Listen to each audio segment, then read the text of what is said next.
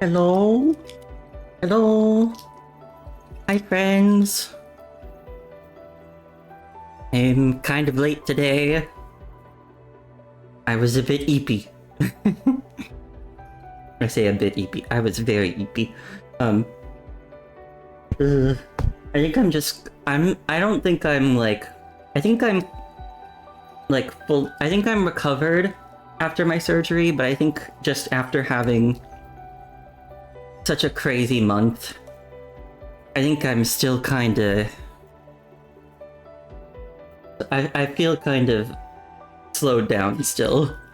I think there's like part of me that still really needs a big break.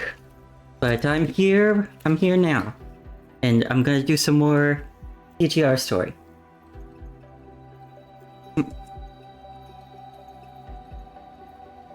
Just as soon as I finish this chocolate.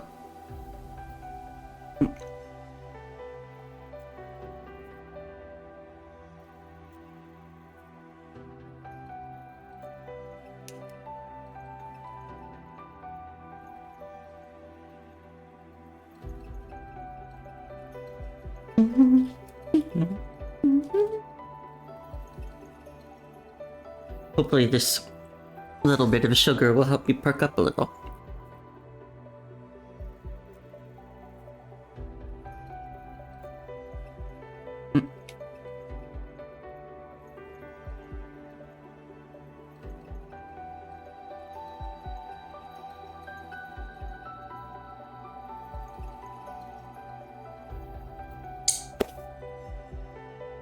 Okay.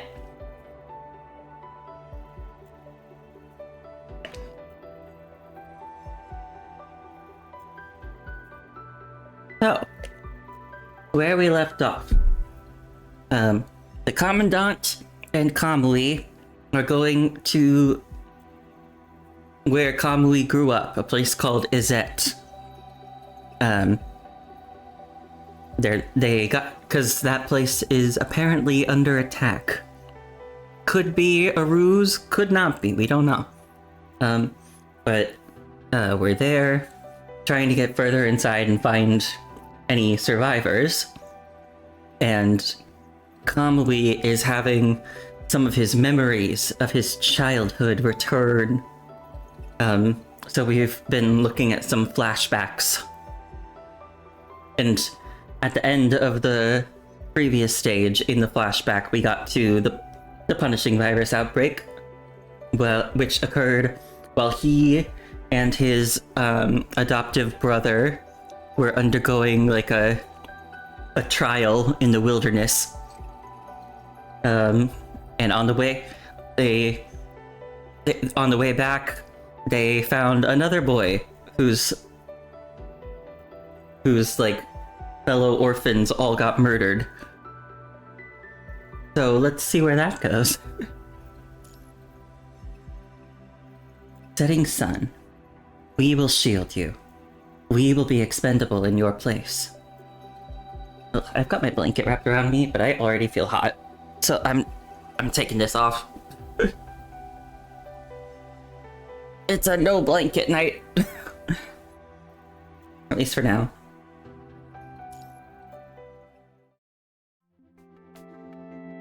Oh, I should plug in my controller before. There's not going to be any gameplay in this section, but there will be soon. Izet training grounds past. Hello? Kamui turned at the sound of the call, pausing his routine guidance and inspection of the training ground. The punishing virus outbreak had pushed all of Izet into wartime protocols, a shift that had fundamentally altered its management and the rhythm of its daily life. Beyond its own defense, Izet was also tasked with dispatching aid to other disaster-hit areas. With Odile, Eurytes, and others occupied on the front lines, a staffing gap had emerged at headquarters. After a basic assessment of their inherent abilities, temporary administrative authority was entrusted to Kamui and Azael. Yo, Kai! What's up? What can I do for you? Kamui asked with a warm smile. ready to offer assistance. Whoa, you actually remember my name? Of course I do. You and your little brother joined last month, right? I gotcha. Let's see. Yeah, you guys are still waiting on your assignments, right? Yeah. There have been so many people coming and going lately with all the refugees. I totally thought you'd be way too busy to remember something like that. Kai scratched his head sheepishly. He'd been so sure everyone at Azette would be too busy to remember trivial details like him. He'd even rehearsed his introduction. Kamui's warmth had rendered all that anxiety unnecessary. Nah, no worries. Whatever it is, just lay it on me. I'm here to help. Well, my brother and I took that combat ability assessment 3 days ago. One that decides if we can officially join Azette's ranks. I was just wondering if maybe you could let me know the results early? The question was barely out of his mouth before Kai regretted it. His mind was already racing, frantically preparing words for the rejection he was certain would come. Oh, for sure! We were gonna post them tonight anyway. Let me just check. And you passed! If you want to stick with Azette and become a real soldier, you're it. Now, your little brother, he didn't pass. It's probably because his physique isn't quite there yet, but don't sweat it. We're gonna make sure he and all the other folks who didn't make the cut get escorted safely to a refugee shelter nearby. Oh, and hey, no pressure, okay? Azette's not gonna hold you hostage or anything. If you can't bear to split up from your brother, you're totally free to head out with him. No hard feelings. At the news, Kai's face instantly brightened, his excitement unmistakable. I'll stay. Please, I really want to stay. Azette saved our lives, and I've been looking for a way to pay it back ever since. And my brother, I kind of figured. Just knowing he's got a safe place to live, that's all I need. I won't have anything to hold me back. Hi, Ash Frost. How are you? I'm starting late because I was eepy.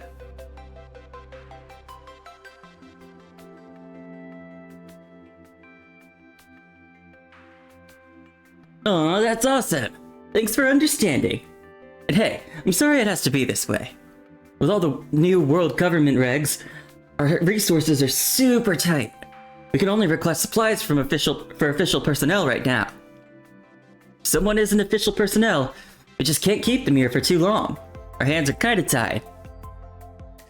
No, don't apologize. We're the ones who should be thanking you. Everyone gets it. You guys have already done way more for us than you had to. Hey, I see the training ground still open. Think I could head over there now? I want to start getting stronger ASAP. Even if I can help out just one day sooner, that'd be awesome. You got it! One sec, let me grab you some proper training gear. Don't want you getting hurt on your first day. Kamui dashed to the locker room and was back in an instant, pressing a spare set of his own training clothes into Kai's hands. Yeah, this should be about right.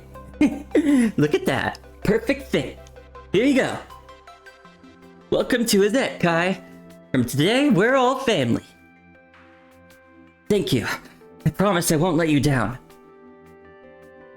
With that, Kamui handed Kai off to a nearby soldier for orientation.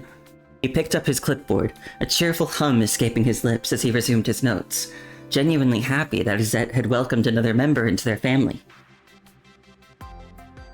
Kamui. A voice cut through Kamui's cheerful humming, sharp and urgent. He looked up to find a medic waving from beyond the fence.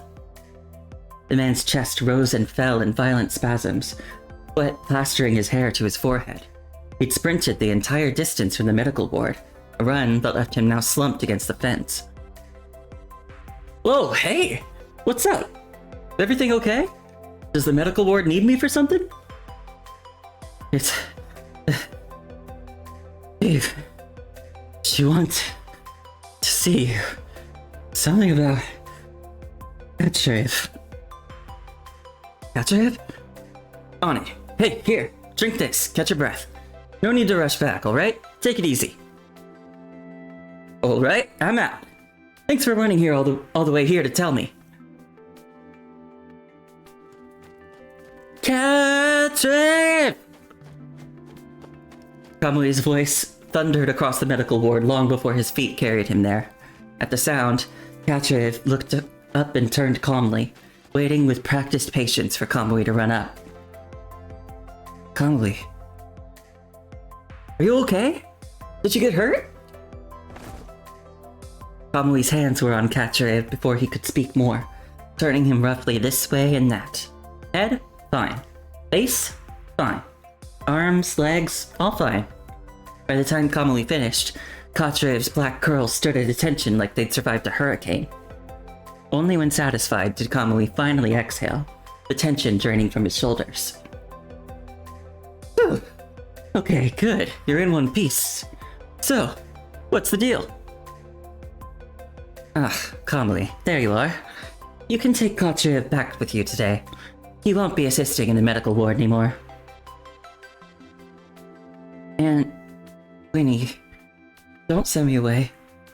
I can work hard. I can help. I'll be good. Oh, honey, no, that's not what I meant at all. Calm down, let me explain. Hey, Doc, don't kick the kid out. He's been amazing. Changing bandages, cleaning wounds, checking on us day and night. He's got a heart of gold. Can't you just keep him here? Sure, the look on his face is kind of terrifying. Scared me half to death when I first got here, but he does good work. I can smile. Kamui taught me. Watch.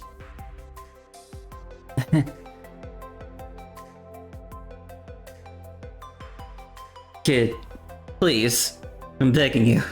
Maybe don't do that.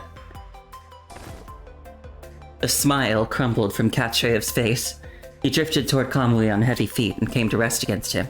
Head bowed to that broad shoulder, processing the emotional whiplash in silence.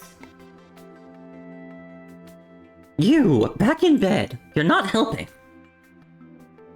That's not it at all, Katrev. We're not sending you away because you did something wrong. Look. Winnie handed a report to Kamui as she spoke. Ever since Katrev was assigned here, he's worked himself to the bone helping out. We're grateful for that, really. But this isn't where he belongs. I just finished his combat ability assessment. He's exceptional. Top marks in every category. A talent like this doesn't come around often. Keeping him in the medical ward would be holding him back. Take him for training. The front lines need strong fighters right now. And he could be one of the best. I can... fight? Trust us, Katrev. And trust yourself. You're stronger than you know. Kinder, too. You've got this. Alright, got it. But just to be safe, I should run a few basic tests on him first, then assign him. Just follow the grade in the assessment report and give him a matching training plan. The report says he's good, so there's no need to waste time. Before Kamui could finish, a familiar voice cut in from nearby. Azael was passing through with a box of medical supplies balanced in his arms. He spotted them, set the box down on the nearby table, and joined the conversation. Stop coddling him, Kamui. He's part of Azet now, so he needs to give his all for this family, like the rest of us. Besides, Katrev's the same age as me, a year older than you. We're trying to play grown-up all the time. Take him along for training. He can put those skills to use, and you two can watch each other's backs. I'll help you get him up to speed. Lately, Azael's usual hostility around him had melted into something almost gentle, and now he was even directly acknowledging him. Katrev's face lit up, eyes brightening as he nodded eagerly between the two of them. Training. I'll go. Like Kamui. Protect Azet. He would take any assignment, so long as it meant repaying Azet. If fighting could protect the home that had welcomed him, if it could shape him into someone like Kamui, then that was where his heart already leaned. Alright, got it. I'll take Katrev under my wing from now on. Leave it to me.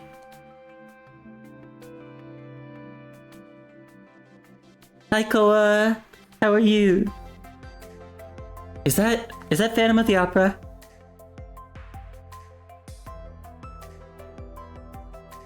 Yeah, that is Phantom of the Opera. Hi, how are you doing? I hope you're having a good day.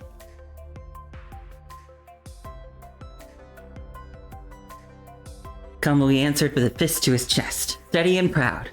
Relief flickered across Azael's face before he composed himself, turning to Winnie with his signature smile. And Winnie, I'll take these two to go over the week's reports. We'll leave the rest to you. Thanks for everything. Go on then, and make sure you all rest when you're done. You've been running yourselves ragged lately. You're still breathing? That's good, that's good. Leave the hard stuff to us adults for now. Don't push yourselves too hard, alright?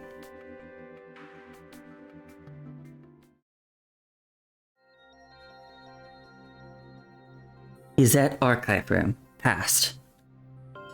The three boys quickly reviewed the week's tasks in the archive room, then dove straight into their internal meeting. I asked Mom again. They can't make it back this time. Same as last time, we're on our own for the reports. Kamui, your report first. You got it, boss. Kamui tapped into his clearance, pulling up recent data and reports on the screen. Alright, so personnel management and base training are pretty steady, all things considered.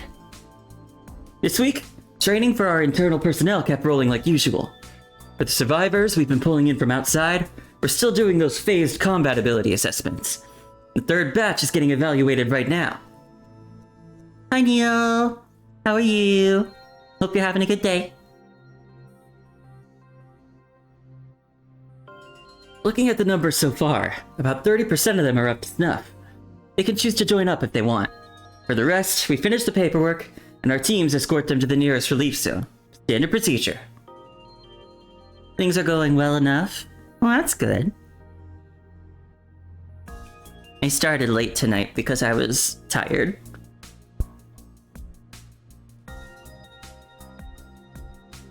I mentioned this earlier, but I feel like I am mostly recovered from the surgeries, but I feel like I'm just like still like mentally fatigued. I feel like I'm gonna need a bit of time before I'm like really back to myself, you know? But at least bodily, I'm feeling good.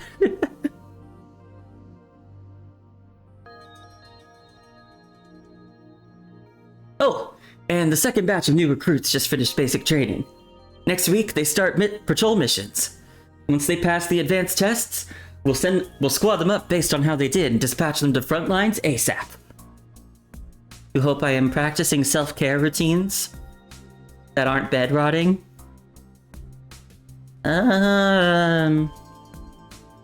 What would those look like? I don't know. I guess that probably means I'm not. But at the very least, I'm not bed rotting. If I was, I wouldn't be exhausted.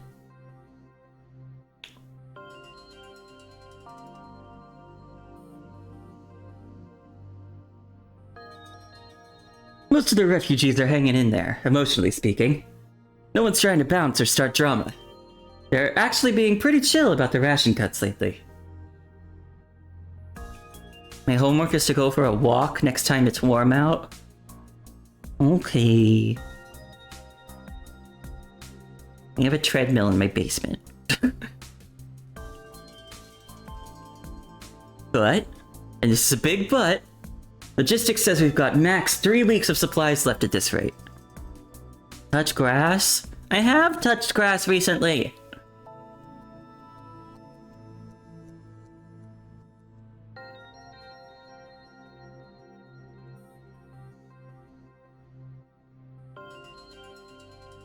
Then hug a tree? Okay, I haven't hugged a tree recently. If we don't get a resupply after that, a a third of our people won't get proper rations. By then, I can't promise everyone stays this chill when they're hungry. Noted. Katrev, I had you check the base's medical supplies and infrastructure. What's the task? What's the status? Medical stock. Okay for now. Inside base, fine. But Winnie says front lines need more medical supplies. Defense systems, all checked. Some damage. I fixed them. Ran out of parts. Next time, nothing to use. I see. I'll figure something out. As for my end, Mom took the resource request situation. She told us not to worry about it, so I'm not sure where things stand. Who the hell is that OC-looking pretty boy? He just showed up for the first time at the end of the last stage I did before I ended stream last time. He's a new brother of theirs. When the punishing virus broke out and they were going back home, they happened upon him on the way back, and all of his fellow orphans were dead. So they were like, okay, come live with us. So he's their new brother.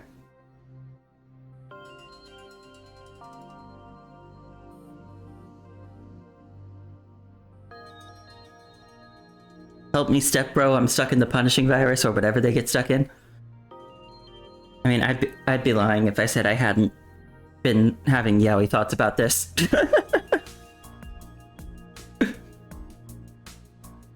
He's clearly so attached to Kamui. I'm just like, if this was a different genre.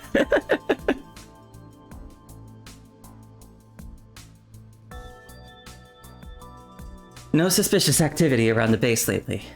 But with the world government, something's off. God, I just realized if this was a BL or yaoi thing, it would probably be one of those like brothers love triangles, wouldn't it? Because it would be the main character would be the new guy, and there'd be like a love triangle between him and the two brothers, wouldn't it? That's how this would go.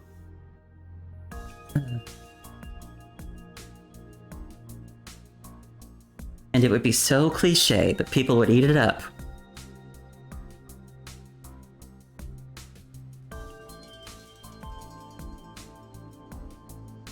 I might maybe be one of those people. Maybe, it depends.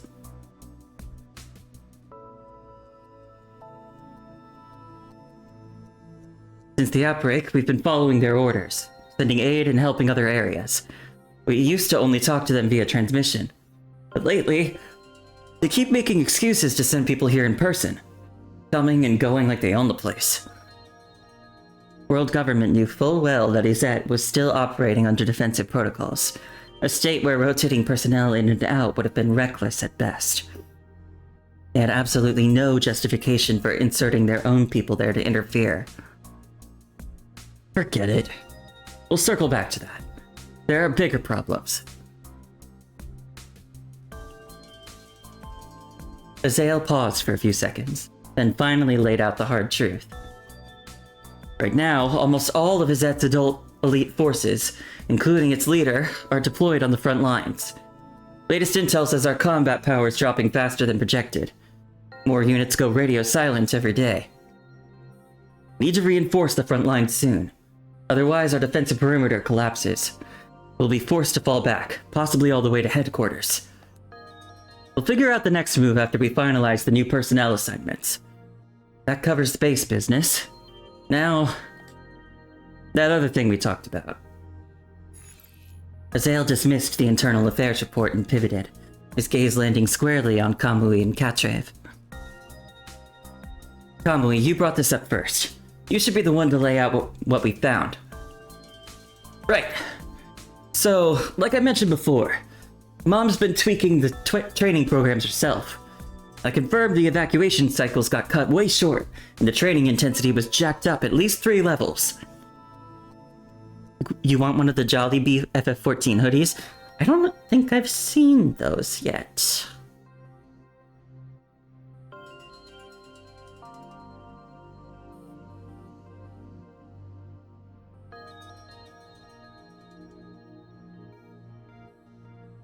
Let me see.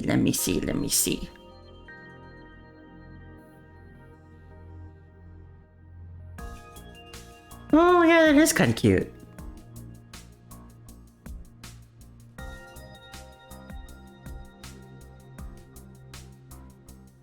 They're shitpost looking.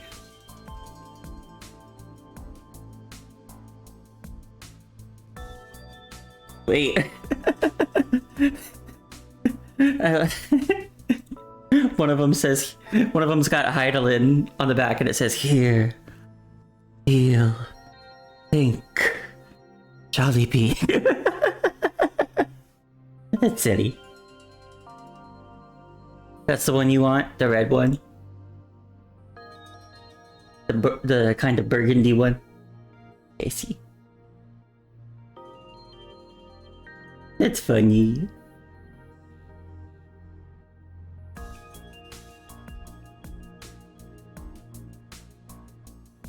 On top of that, Katriev and I are double-checked. The frontline elite forces have been requesting crazy amounts of medical supplies, like way more than normal. They're using them for mental trauma treatment and energy replenishment. The quantities and frequencies are totally out of whack with the reported casualty numbers. Something doesn't add up. There's gotta be another reason they're burning through supplies like that. Azael's brow furrowed as he pulled up Odil's supply claim records, scrolling through the timestamps in silence. The timing of these anomalies lines up perfectly with when the world government started sending their people here. Those hypocrites. Should have seen it sooner. What do we do? Kamui and Azael locked eyes. A silent moment of confirmation passed between them. Then, Kamui pulled up Azet's area division on the screen. They won't tell us straight up. We find out ourselves. Get proof, then we confront them face to face and demand answers. Mom's been coming back more often lately. Probably meeting with the higher-ups somewhere in the base. We can find out where. We can figure out what they're really doing. I made a list of all those sketchy medical supplies the front lines keep requesting. Then I slipped a real-time tracker into the latest batch before it got shipped out. And guess what? The signal's pinging from the very top level of Izet Base. That new training facility they built but never opened. Construction had begun a few months before their trial. At the time, Odile had only mentioned that it would prove very useful later, but offered no details. Then the war broke out, and the place slipped from everyone's memory. If not for the tracker's signal, even Kamui and Azael would have forgotten it existed. It's spacious and isolated, officially not in use with unauthorized entry strictly forbidden. It checks every box. So we're doing this? Infiltration mission. They just got back yesterday, so perfect timing. Let's sneak in and find out what's really going on.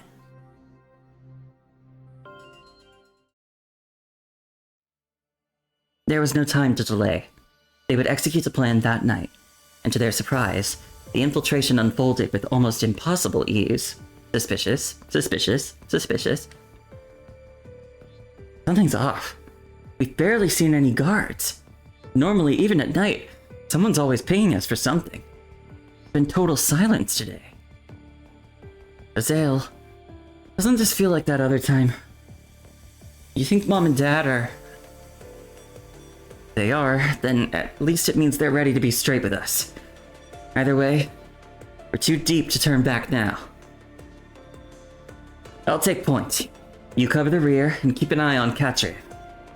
The lights aren't on in here, and you know his night vision's bad. Don't let him walk into a wall. The 3 boys reached the entrance of the new training facility mid-conversation. That's when they noticed a side door slightly ajar, as if someone wanted them to enter. Azael's hand went out first, pressing gently. The door gave without resistance. Kamui's gaze swept the perimeter, making sure no eyes were on them. He signaled, and they filtered through the gap, continuing forward with quiet footsteps.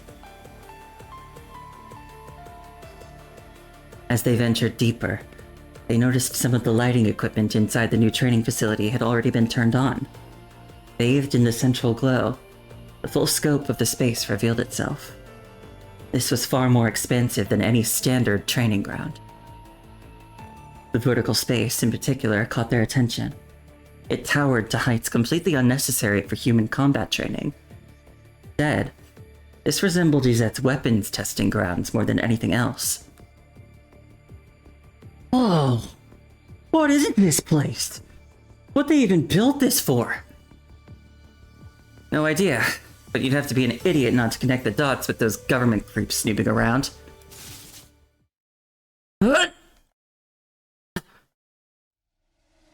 Mom! Over there! Their gaze shifted to the edge of the training ground, where a makeshift laboratory had been cobbled together from basic materials. The agonized screams were coming from inside. Azael surged forward first, with Kamui and Katrev close on his heels. You see why I think Yaoi thought? Yeah, don't you? Don't you get it? What the hell? What is this? Bursting into the lab, they were confronted by a towering pane of isolation glass. Beyond it, Odile was trapped, half kneeling in agony, clutching her weapon to stay upright, teeth gritted as she fought to remain conscious.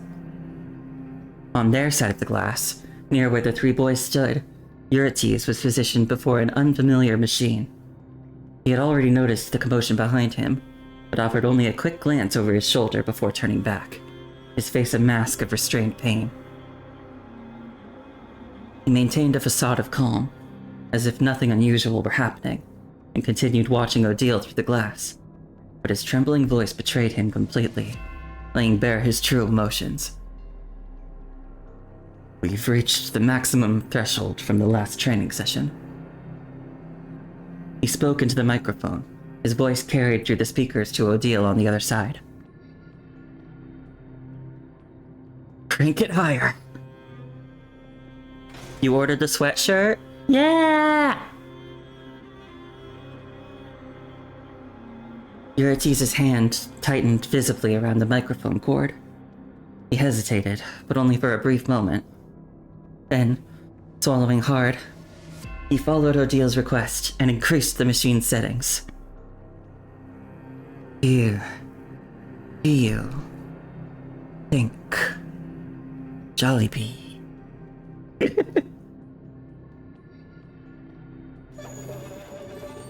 More agonizing screams erupted, sound tearing through the lab like shattered glass, ripping at everyone's hearts. Eurytes couldn't bear to watch anymore. He gritted his teeth and lowered his gaze, unable to witness her suffering a second longer. I actually don't know if I've seen the new emote.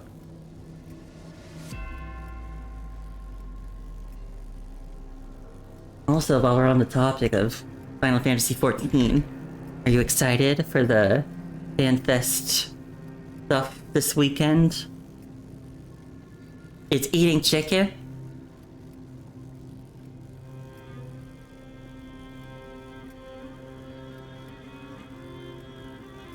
Yeah, it's on Friday. Get the eat chicken emote. I wanna see what it looks like.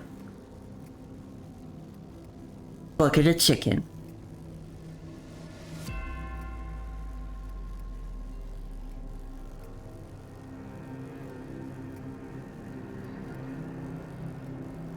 Yeah, I'm excited for this weekend. I have guesses about the expansion pack.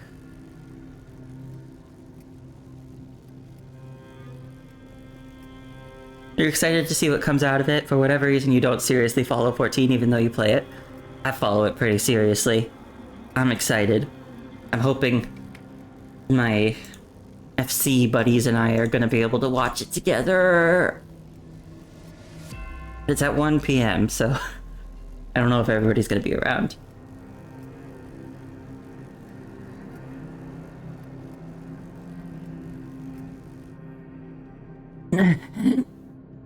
This, this is nothing.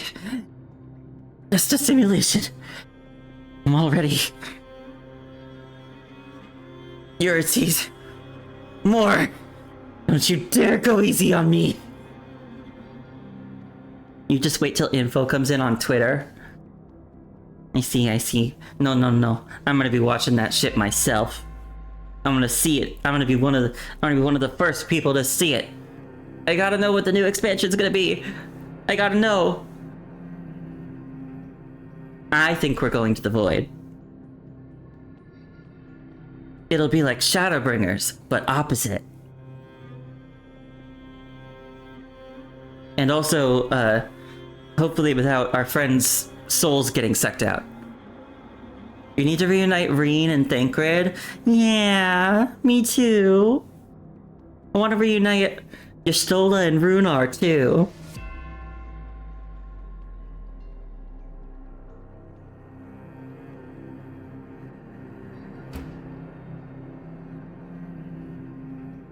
Yeah, it does seem like we're going to start visiting the other worlds. Yeah, I figured we would as soon as we got to like the key to interdimensional fusion stuff in Dawntrail. I was like, oh, we're gonna be using that in the future, aren't we? No, stop! Don't turn it up! Dad, what are you doing? She can't... She's already... Calmly lunged forward first, his hand reaching for the switch, desperate to shut the machine down, to end Odil's suffering. Don't touch that! Eurites had never raised his voice to Kamui before. He saw the shock on the boys' faces and felt it echo in his own chest. He understood their pain because he shared it. But understanding changed nothing. The process held.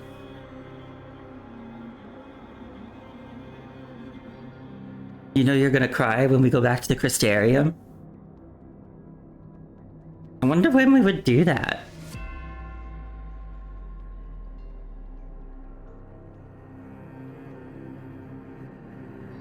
Kamui, Azael, Atreus, none of you touch this machine. Look at what your mother is doing. What we are doing. This is the mission you will have to carry out one day too. The torture felt like a localized eternity. Unable to bear his mother's cries, Azael retreated to a corner, hands clamped tight over his ears, body folded in on itself, as if he could make himself small enough to escape the sound. Calmly, however, moved closer to the glass, determined to commit every moment of Odil's struggle to memory.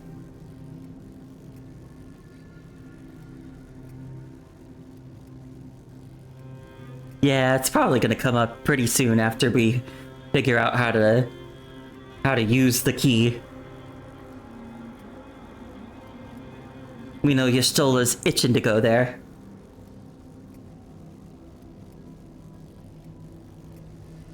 And if Thancred isn't itching to go there, we will make him.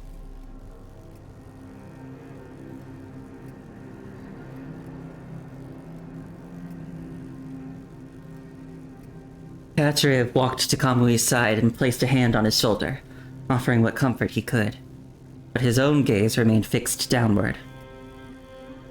Odil and Eurites had taken him in as their adopted son. In this moment, he too lacked the courage to face her suffering directly.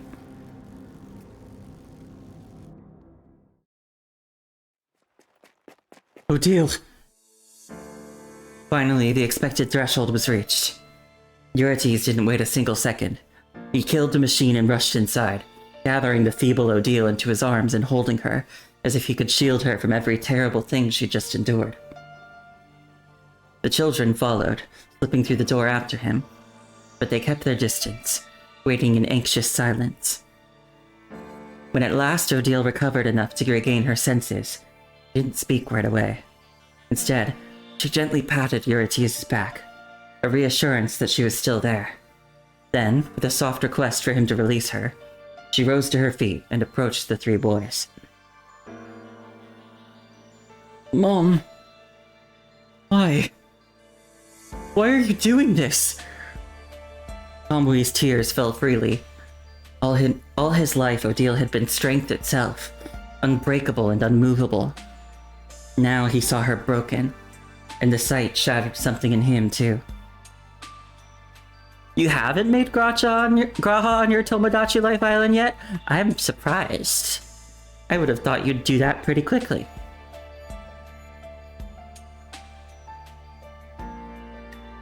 Kamui, Azale, Katrin, you've all done well. Keeping Gazette running while I was gone. Following the clues to find us here. All of it. You are exceptional. That means we can move forward now with complete confidence. Now, listen to me. Remember every word I'm about to say. Keep them here in your heart for the rest of your lives.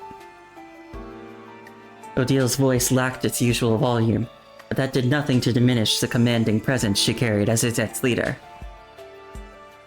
You're already dating the main character from your romance visual novel? Is it the one you brought up, like, a week or two ago? I'm still thinking about downloading that. Yeah. Okay.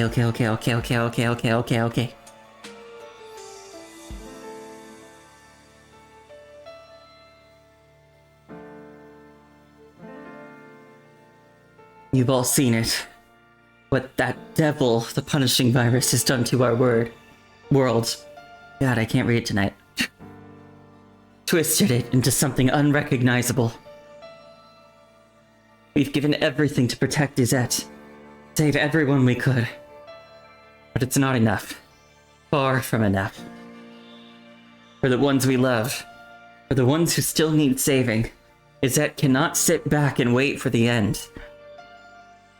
Odile raised her arm, revealing a clear puncture mark where blood had been drawn. That thing you've been desperate to understand? I'll tell you its name. Project Barleycorn. It was funny because your Mii fell in love with him searching for your Mii's romance game item. A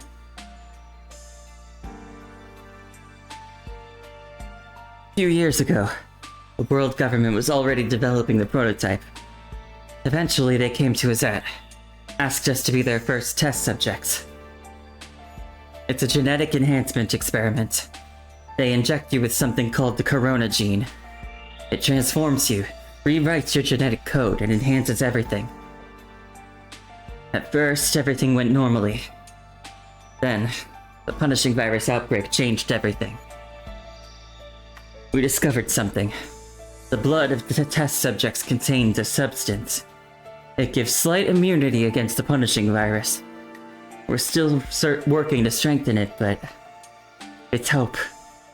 Real hope for humanity. With this discovery, if the world government wanted to push Project Barleycorn forward, if we could perfect the genetic transformation, that substance could become even stronger.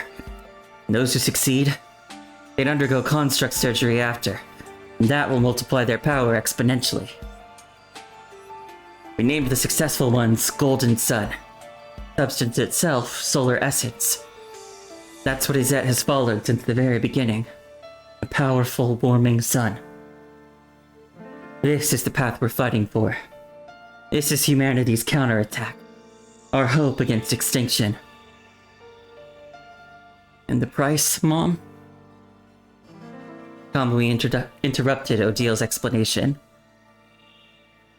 You talked about power, hope, and heroes. But you didn't explain what you were going through just now. This project comes with a price, a painful one. That's why you kept us in the dark all this time, right? Every decision comes with a price. Project Barleycorn has no precedent. Pioneers, we carry every unknown risk and every possibility. The genetic metamorphosis causes indescribable agony. Become warriors strong enough to fight the punishing virus. You have to endure grueling training. Pressure that would break most people.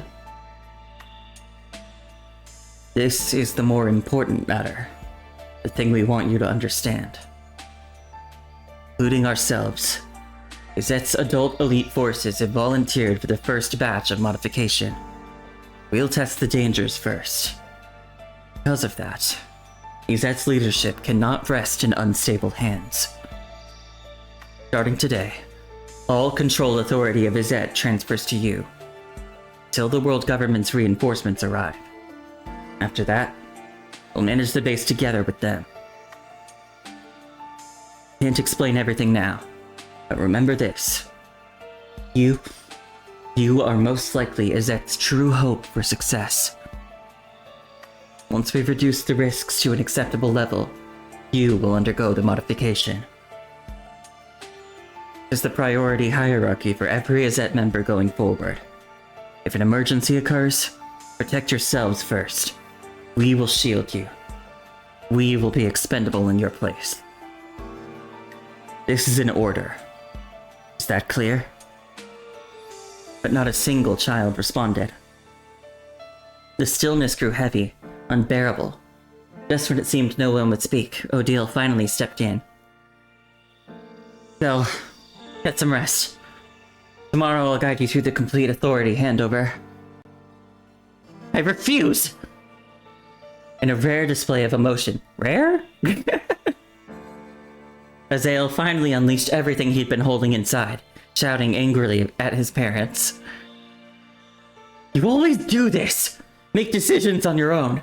Then act like nothing happened and just announce the results like we're supposed to accept it. Have you ever asked us about any of it? Whether we want this stupid plan? Whether we want the world government's charity? Whether we're willing to watch you charge ahead and die for us? You have never once asked for our opinion. He screamed with every ounce of strength in his body, then bolted out of the new training ground. I'll go find him. Make sure he's okay. Kamui's voice came out weary, not demanding further explanations. He simply turned and walked away in silence, but at the door, just before disappearing from view, he paused to meet their eyes one last time. Mom, Dad, we don't want to be sheltered from the hard stuff. We just want to share it with you. I get it. We're trying to protect us, but we're family. We can't bear to lose you either. It's because we're still too weak. And we'll try harder. We'll grow up faster. Just trust us a little more, okay? Please? Katria followed behind him. Soon, all the children had gone, leaving only Odile and Eurytes as solitary figures standing in the vast expanse of the training ground. The visibly exhausted parents watched them go, longing in their eyes. But in the end, they did not chase after their children or ask them to stay.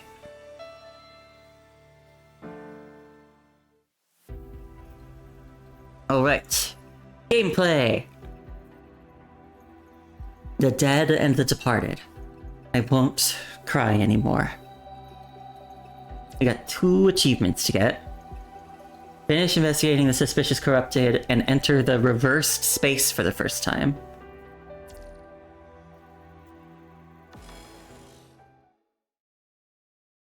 Dormitory Lounge, is it? Hey, Kamui. You really think she'll come? The 3 children finished arranging the surprise on the table. Kamui had Katria help him check if the gifts were perfectly aligned. Watching the 2 of them work together so excitedly, Azael couldn't help but voice the doubt lingering in his heart. Would I sing Phantom of the Opera for you? Well, I don't know the lyrics off the top of my head.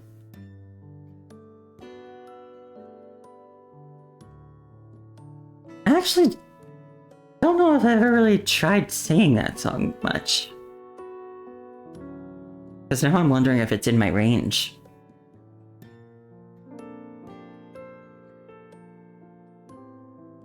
I don't know. Also, I don't remember what the correct key is. I gave you flashback to chorus with that statement. Did you have to sing Phantom of the Opera music in your, like, high school choir or something? You did?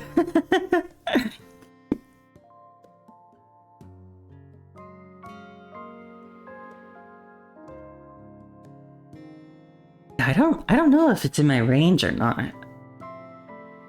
Your fave was Masquerade. Oh, yeah, that one was fun. Key? What key? Range? What range? Oh, these are just the thoughts of a singer. You don't think anyone here can do a high C? Is that like the high? Is that the highest note that Christine does during the one song? Is that song just called The Phantom of the Opera? I actually don't know.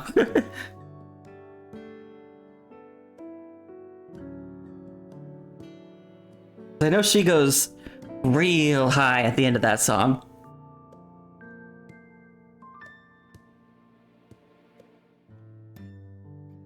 You might if you stepped on a Lego piece? Interesting idea.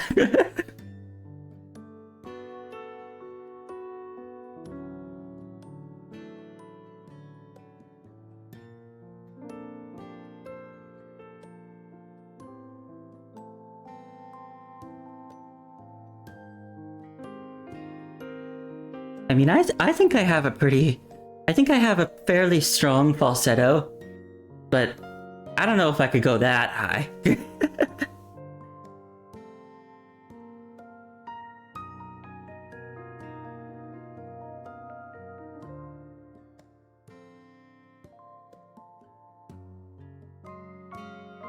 No, wait, Mom's not gonna show. Trust me. Your range is somewhere between You Need Your Morning Coffee and Mickey Mouse. Like, you haven't thought about these songs in over 10 years and all the lyrics came rushing back like a sleeper agent. Well, if you spend, like, every day working on it for, like, a month or two, yeah, I guess that would make sense.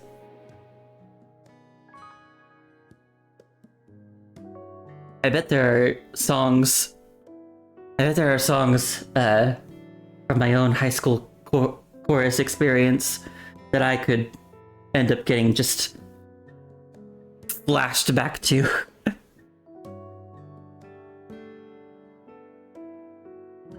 Is that the one where... Okay, wait. I think I know the rhyme with that one. I don't know if I'm gonna do it in the right key. It's like, sing once again with me, our strange duet. My power over you grows stronger yet. Which is totally not a creepy thing to say.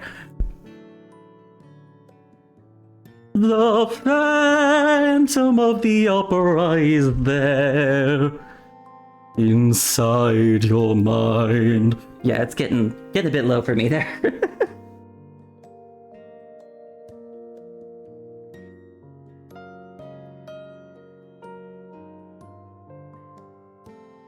You hate that you were able to sing along with that? Well, you were.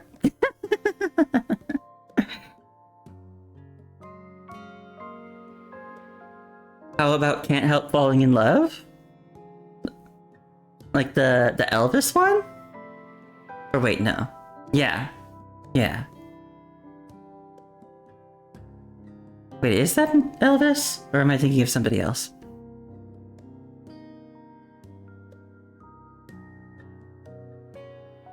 God, I don't know the lyrics of that one off the top of my head either. Aside from the obvious. The chorus class went to a Broadway showing after. We were in the nosebleeds, so Broski's scar just looked like a bad face tattoo instead, which is infinitely funnier.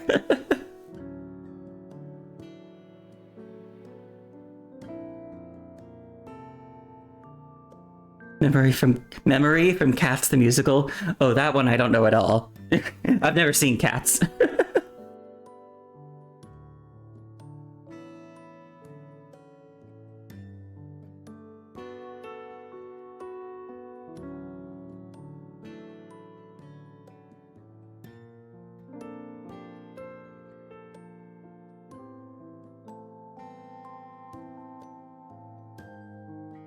Hallelujah? Maybe? Oh. Anyway. Did I read this line yet? No way Mom's not gonna show. Trust me! Calmly patted Azale's shoulder, a small gesture meant to lift his spirits. Despite their last meeting ending on bad terms, they had both followed Odil's orders and temporarily taken over management of Izette. Although I guess I should say, if you do want to hear me sing a bit, I did post some of that on Twitter during the month of March. Epic the Musical? No, I haven't seen that one either, but I've heard good things about it. You need to go to bed? Good night, Neil!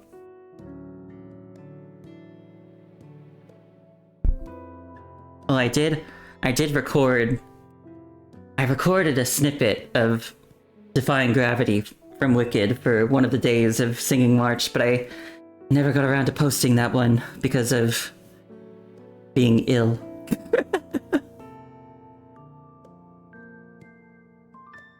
I do want to go back and finish that. I'm still so tired right now. I'll get around to it. If only you can sing, you'll make the whole cover of it. Well, you could always practice. I bet there are even like online like YouTube videos or something that you could watch that give like vocal training advice and stuff. Not if your throat is dying 24/7. Is your throat dying 24/7?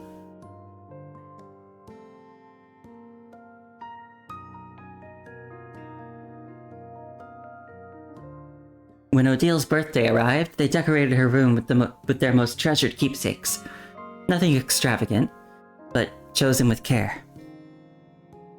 They sent invitations to their parents, hoping to apologize for their earlier outburst and, more importantly, to have an honest conversation.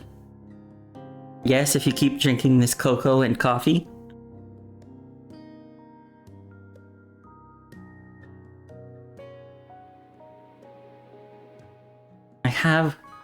I have heard.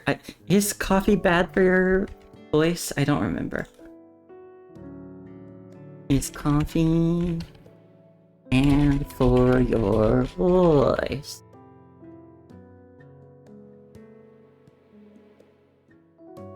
It has milk in it? Oh yeah, that would do it.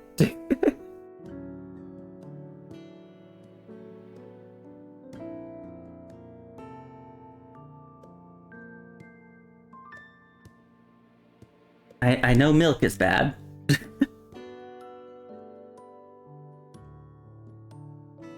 For singing, anyway. The burden of danger shouldn't fall on just one side. They were older now, grown enough to carry some of the weight. Though their parents were the adults, the children wanted to become someone their parents could lean on too. A deafening crash erupted from the entrance. The three turned to find Odile standing frozen in the doorway, the shattered remains of the doorknob clutched in her hand. Her eyes dropped guiltily to the floor. Beside her, or behind her, Eurites was doing a poor job of stifling his laughter. So... It's been a while since I've been to your room, and I, forgot which way this thing turned. Might have given it a few, test twists. How was I supposed to know this cheap piece of junk would just snap? Came right off in my hand. I'll, grab you a new one tonight. Everyone was present now, Yet an inexplicable silence had settled over them all. Mom, Dad, we're sorry. Kamui was the first to break the silence. About before, we shouldn't have talked to you like that. Odile simply stepped forward and gently patted Kamui and Azael on their heads. Behind her, Eurytes drew in Katreev, who'd been quietly hiding off to the side. You kids got nothing to be sorry for. We're the ones who owe you an apology for making you worry. We kept trying to make everything perfect for you. Handle it all. We were in too big a hurry and it backfired big time. A lot of our calls weren't exactly well thought out. About Project Barleycorn. Just give us a little more time to figure it out, alright? There's still some risk we gotta sort out. But we promise you this, no more secrets. From now on, we tell you everything straight. No more keeping you in the dark. Azael opened his mouth to argue further, but Kamui's hand on his arm pulled him back. You know how they are. They're not gonna greenlight it right now. It's all good. We got time. We just gotta keep grinding, get stronger. They'll come around. Yeah, you're right. Let's drop it for now. Pushing it is just gonna start another fight we don't need. We've got plenty of time anyway. You two done plotting over there? You want to do this birthday thing or what? She approached Eurytes first, accepting the box he held out to her. Then her attention turned to the boy waiting quietly nearby. She gave him a tender pat on the head. Here, you guys kept bugging me for a comms unit, right? Tricked it out just like you asked. Odile placed the box on the table and opened the lid. Inside, a small device sprang out. Oh, it's so cute! Okay. Masters, hello. My name is Cookie. Permission settings now complete. Cookie is a shared communicator for Kamui, Azael, and Katreev. It talks. A lot. Well, I programmed it to your exact specs. Pretty slick, huh? Whoa! It's seriously called Cookie? That's so sick. What a killer name. So you're the one who asked for that name, Kamui. Got any better ideas, Azael? If you speak up now, maybe you and Kamui can hash out a rename. Whatever, it's fine. Wait, but it's your birthday. Why are you the one giving us a gift? Oh? You don't want it? No problem, I'll just take it back then. No way! We want it! We want it! Look, even Catcher's into it! You'd totally miss it, right? Yes. I like it. See? He's all in! So if you like it... Uh-oh. The sudden blare of alarms cut their unfinished promise short. Everyone tensed, hands instinctively reaching for their communication devices. It's a maximum level alert! Holding first area of defense. What the hell is going on out there? Odile's communication device crackled as the connection went through, chaotic background noise filtering in from the other end. Virus corrupted. Broken through. They're closing in. Base HQ. Odile's gaze swept across the area defense maps. Too many breaches.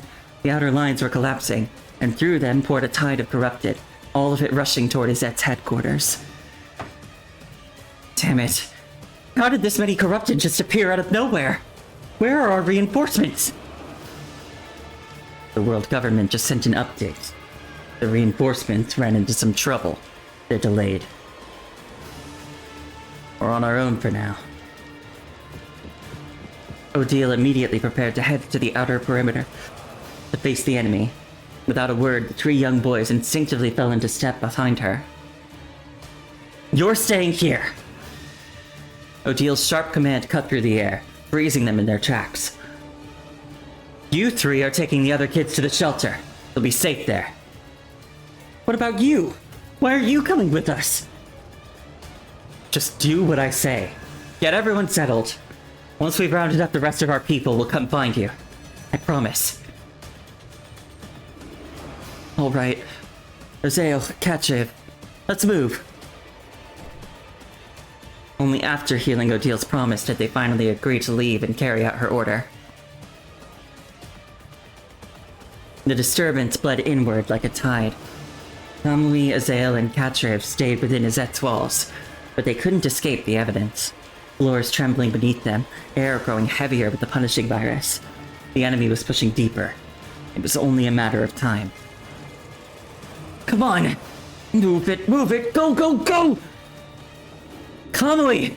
How many more? Which group is this? This is the last batch. Katchev's inside doing a head count now. All clear. No one left behind. Get them in the back and keep them hidden. If another corrupted pops up out of nowhere like last time, people are gonna get hurt. What about Mom and Dad and the others? Not a single elite unit member has made it back yet. No response. We're not waiting. Last known location was the main corridor. We go to help them now. Help my ass. I told you three to stay put and hide. Odile slammed the isolation door shut with a thunderous bang. In the corridor beyond, T and Eurytes locked into a standoff with the corrupted. Then a familiar shout cut through the chaos. Kamui, that reckless kid, was charging toward them from a distance, two other children trailing behind. Fear lanced through them both, but thankfully they cooperated well, retreating successfully to the shelter's entrance. Mom! Where is everyone else? Are they on their way? If they need backup, I can run out again and... Ow! That hurts! Odile delivered a sharp smack to Kamui's head, then positioned herself firmly in front of him. They're on their way, so stay put. Don't even think about running off again. Odile and Eurytes exchanged a look. She held his gaze, reading what passed silently between them. Then she fell quiet, several seconds of stillness, before composing herself and turning to address the three boys behind her. They just pinged me. Said they'll be here any minute. You three, head inside the shelter first. Move everyone further back and clear out the front area so they've got room when they get here. You're not coming with us? If we all pile in, who's gonna be outside to receive them? Stop arguing and get in there! We're running out of time! Then I'll stay and help you receive them. Azael and Katchev can handle the evacuation inside. Absolutely not! All three of you inside, now! That's an order! Kids, there's no time left for debate. Someone needs to be inside to protect the others. Promise you, we'll come back the moment we receive them. This is our word. We don't break our word. Enough. Get inside. Everyone's already in the safety corridor. What could possibly go wrong? Oh, never ask that. Never ask that in fiction. The boys exchanged glances, then finally obeyed and entered to evacuate the crowd. After everyone was settled, they returned together to the shelter entrance, only to find the doors tightly sealed.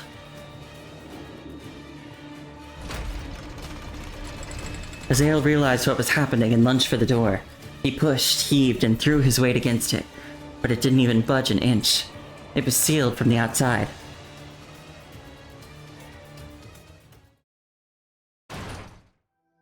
Mom! Mom! Dad! Come inside! Hurry! Kamui ran to the lone protective glass panel. He pushed himself against it and pounded on the surface, desperate to get their attention. Mom! Dad! What are you doing? Eurytes? It's locked.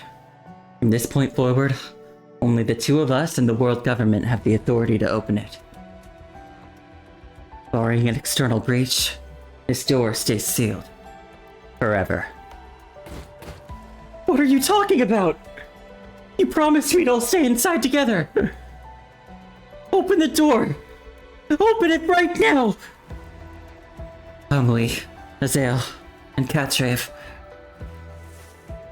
Odile stepped closer, pressing her hand against the glass, palm to palm with Kamui on the other side. This is the first time Mom and Dad have ever lied to you. And it's the last time. Don't worry. The world government's forces are on their way. Once the reinforcements arrive, you'll be safe. The corrupted have breached the outer corridor. Don't be afraid. We'll stand guard out here, and the shelter is absolutely secure. We're entrusting Izette to you from now on. Never forget Izette's creed. Never forget what we've protected and fought for. The most important thing of all. Don't grieve for us, Kamui, Azael, Katrev. This isn't goodbye. We will be with you, always. We're entrusting Izette to you now, so no more crying from now on, understand? We love you, and I'm sorry. The protective glass shield switch is inside. Remember to find it. Press it down. No! The door behind you is about to break! Let us out! We can fight with you! Mom! Dad! Kamui's cries died instantly as blood sprayed across the glass. At least the barrier held, shielding the children from what they didn't need to wear. Mom? Dad? He stood frozen, rooted to the spot, a stark contrast to Azael, who continued desperately trying to force the door open beside him. Kamui's hand twitched toward his weapon. Every instinct screamed at him to rush out, to fight, to do something. But then he caught sight of the reflection in the glass. The people behind them, the ones counting on them. He couldn't leave. Couldn't let everything happening before him be in vain. Eventually, Azael's struggle gave out. He sank to his knees, face buried in his hands, weeping softly. When he finally spoke, his voice trembled as he pleaded with Kamui. Kamui, close the shield cover. Don't watch anymore. I don't want to hear it anymore. I don't want to see any of this. Katrev crouched down and wrapped his arms around Azael, covering his ears, but he couldn't stop his own tears from falling. Everyone waited for Kamui to close the shield. None of them could bear another moment of this torture. Outside, the slaughter continued. Roars, wails, alarms, sounds that slowly swallowed their own hoarse pleas and broken sobs. Kamui punched hard on the switch to close the shield cover. Kamui remembered how, after that day, he and Azael had spent a long stretch of time locked away in their room. They had watched the tapes they'd recorded with their parents over and over. Training sessions, playtime, anniversaries. When one finished, they'd simply play it again, as if the story would never have to end. In them, their parents were whole, were safe, were alive. No streams of blood, no bodies torn into pieces. For a while, that had been easier to believe than the truth. For as long as he could remember, Kamui had never liked the dark. Or rather, he had feared it. As a child, he would throw tantrums demanding company at bedtime, insisting on sleeping with the lights on. He hated those damp, shadowy things. Within them, he couldn't see his path, couldn't see other people, couldn't even see himself. He loved the daylight most, the sunshine warming him with its glow. In the light, he could see everything clearly, all that he cherished.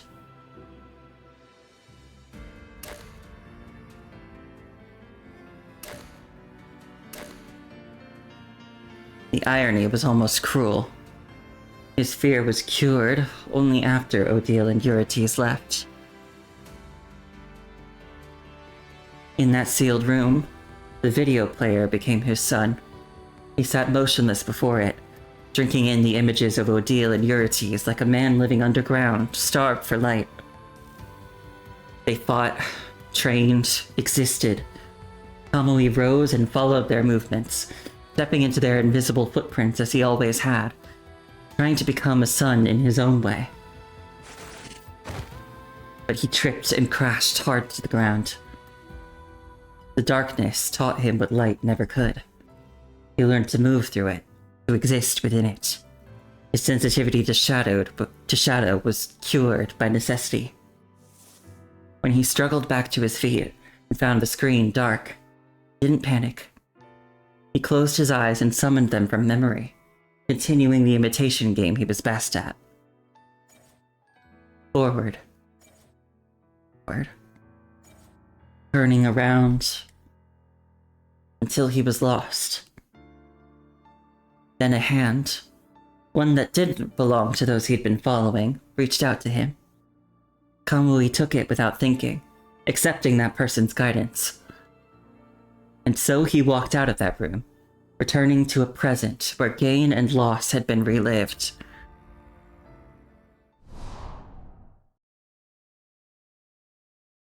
Luke? Are you okay? I'm okay. Whatever it was, it's all in the past now. So they've been gone all this time. Come to think of it, that was all a lifetime ago. When I remember it again, it's like I'm right back there, living through the whole thing all over. What's lost is found, only to vanish and slip away once more. Kamui's gaze drifts back to the screen. Just a little further down the archive page and he would see them. Odile and Eurytes, frozen in photos taken years ago. He studies those outdated images, trying to recapture the memory of who they once were. Huh? A flashing morning light jolts him back to the present. Kamui accesses the surveillance feed. Most of the monitors show only static or black screens, damaged beyond function, but a handful, those near the archives room, still flicker with live footage. Corrupted have broken in! Shadows of two corrupted dart across the screen's edge.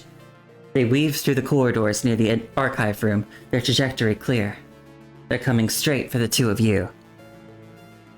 Then we fight them. With the break over, the two of you prepare to set out and track down the invading corrupted. But for some reason, Kamui pauses, his eyes still fixed on the screen. Maybe he's just imagining it, but those movements... Kamui? What's wrong? It's nothing major, just... their behavior. There are too many weird details for it to be a coincidence. These are patterned movements. And these traits, they look kind of familiar. Oh boy. Well, this can't be good.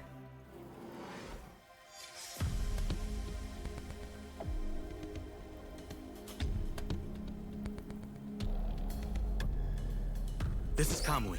Suspicious traces detected, possibly corrupted. Target is located below our current coordinates. Permission to engage? Roger that. Permission granted. Be careful.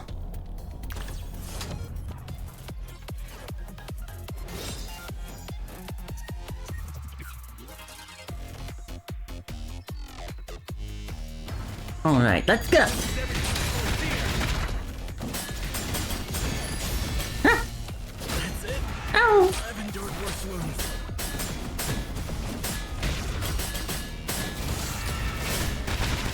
Victory will be ours. Warm-up's over.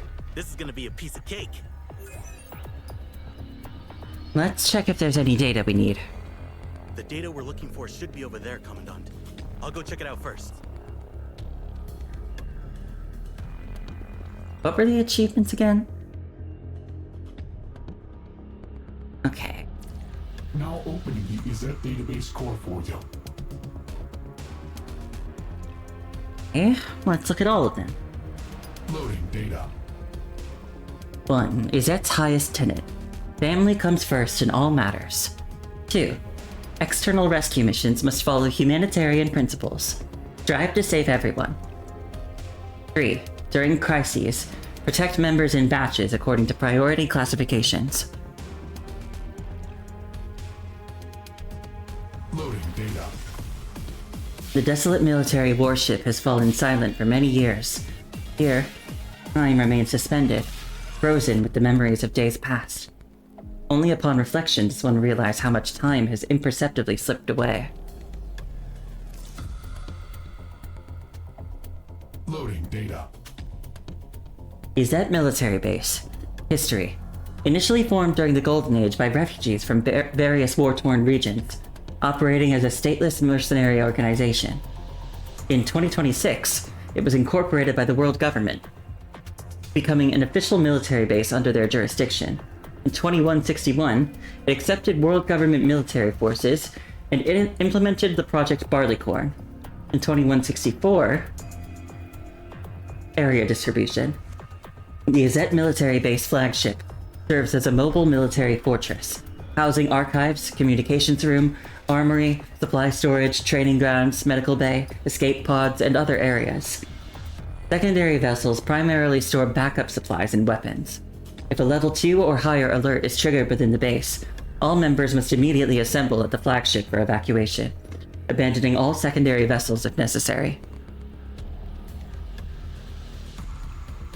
Loading data. Huh?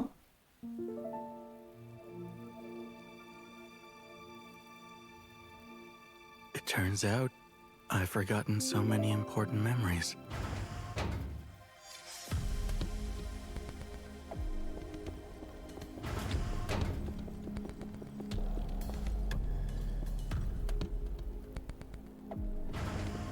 Wait, haven't I been here before?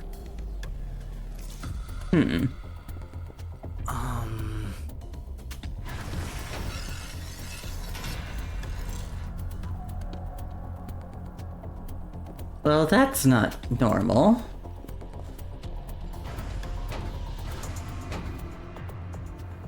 What the? Why is the corridor upside down? Hey, calling Commandant. Commandant, please respond if you get this message. I'll continue exploring for now.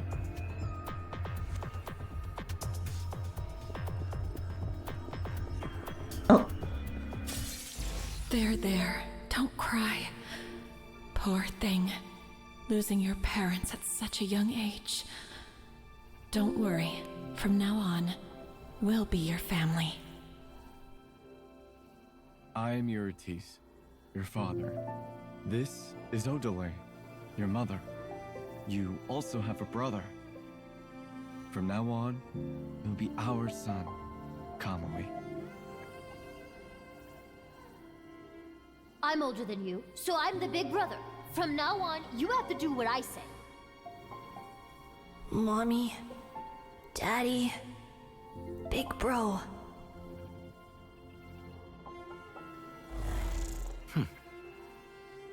This is when I first met my mom and dad. And him.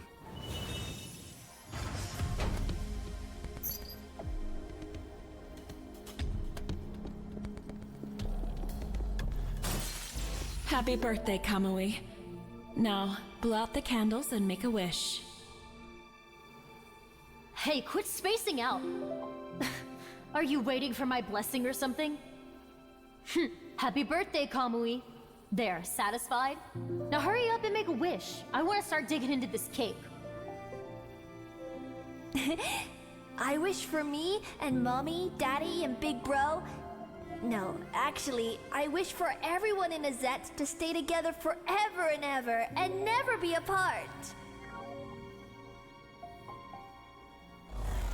I remember now. This was the first birthday I celebrated with them.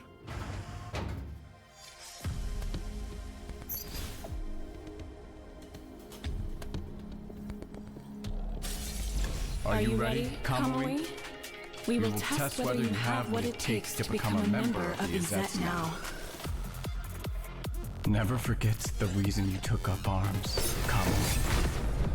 You have to protect the family you hold dear. If one day, for that very same reason, you must turn your weapon around and point it at those who once stood behind you, don't hesitate. Don't give up. Even if it's loss you face, you must not falter.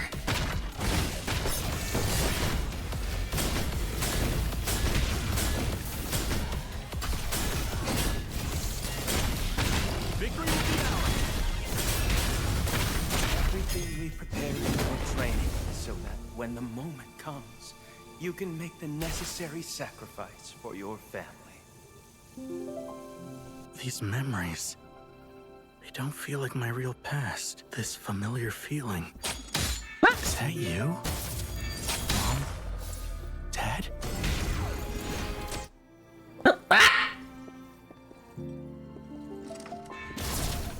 This is everything I hold dear!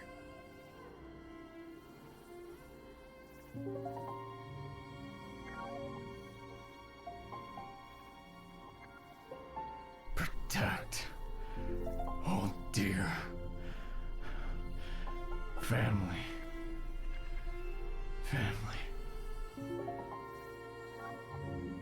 Ugh, this is fucked up. No, I can't do it! I can't bring myself to. Don't hesitate. Don't give up.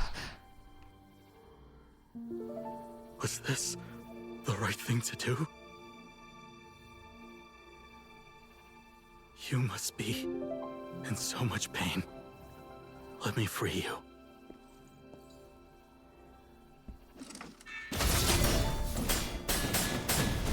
That's it. I've endured worse wounds.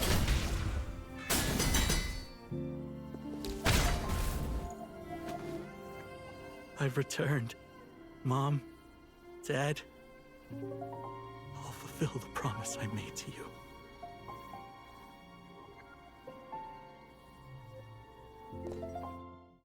Is this game worth playing? Well, I guess that depends on your own preferences, you know? I'm enjoying it.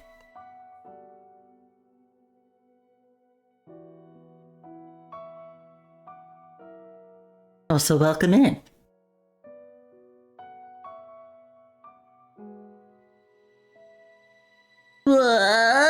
Dad!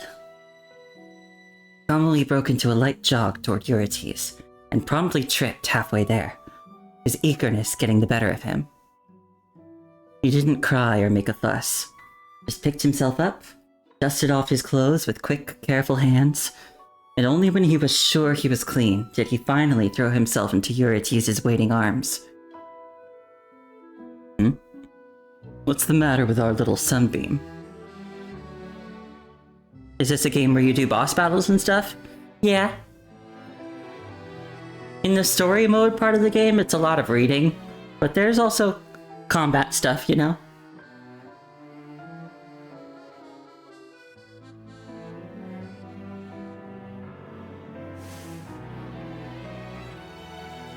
Eurites reached out, gently smoothing Kamui's disheveled hair.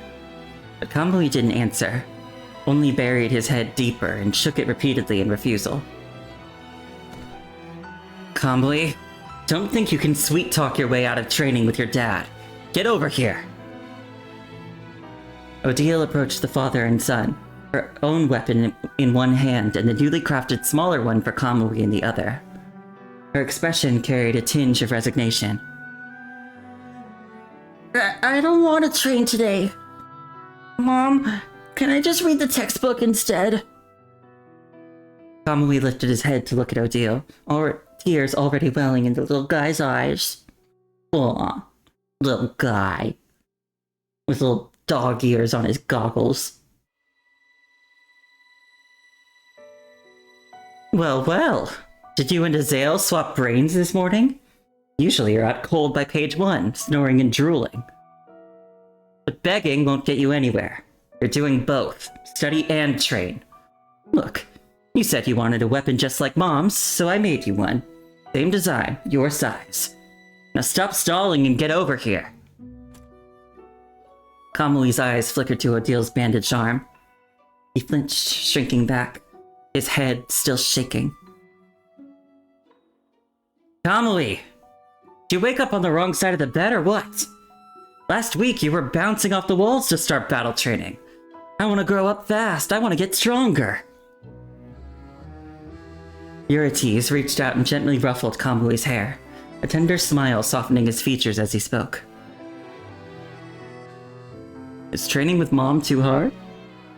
Tell you what, how about you train with Dad today instead? You can go at your pace.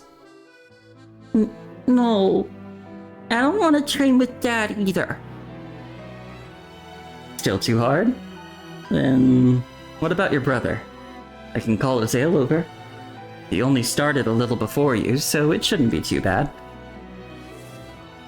Kamui shook his head even more vigorously.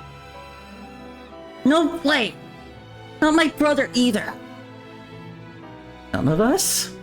Then I guess our little Kamui isn't afraid of training being too tough or too tiring, is he? You don't want to spar with Mom because you're afraid of hurting her? At this, Kamui nodded rapidly, intense and eager. He slipped free from Eurytes' embrace, stepped forward and took Odile's hand. The injury in question was minor, just a scratch she'd gotten while guiding a recent training exercise. Nothing serious, not to her. But unfortunately, Kamui had chosen that exact moment to come find his mother, dragging Eurytes along with him, and had witnessed the whole thing. Fighting Mom will bleed. It'll hurt. Recalling the scene, Kamui gently cradled Odile's hand in his tiny palms with utmost care, softly rubbing it before blowing on it.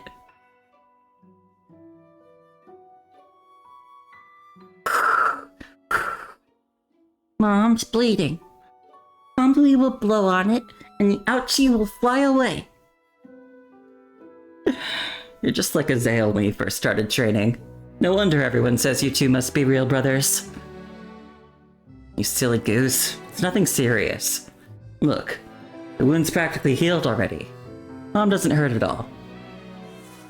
Odile unwrapped the bandage to show Kamui that her wound was already healing well. But in a child's world, if Mom was hurt, it had to be terribly painful. Kamui stubbornly shook his head, refusing to believe otherwise. Kamui, listen, Mom needs to tell you something. When you train, and later, when you fight for real, you will bleed. You will get hurt. That's just how it is. Does that scare you? I'm not scared. Getting hurt is painful, but I can protect everyone. That's right. So there's nothing to fear about training. Whatever it brings, it's only making you stronger. But, Mom, do I have to fight you? Isn't there another way? I don't want you to get hurt. Odile ruffled Kamui's hair, immediately undoing the neat style Eurytes had just finished fixing. If one day you actually manage to beat Mom and Dad in a fight, that's not something to be sad about. That's something to celebrate. It'd mean you've become truly exceptional, even stronger than us. And when that day comes, you'll be able to protect more people. Every single person in Izette. and even us. So no more being sad about this, alright? And no more crying. Remember what you said? You want to be Azet's bravest hero? Heroes don't get to cry, you know. Don't grieve for us, Kamui, Azael, Atrev. Odile's hands pressed against the glass, so close, yet unable to reach through and wipe away her children's tears. This isn't goodbye. We'll be with you, always. We're entrusting Azet to you now, so no more crying from now on, understand?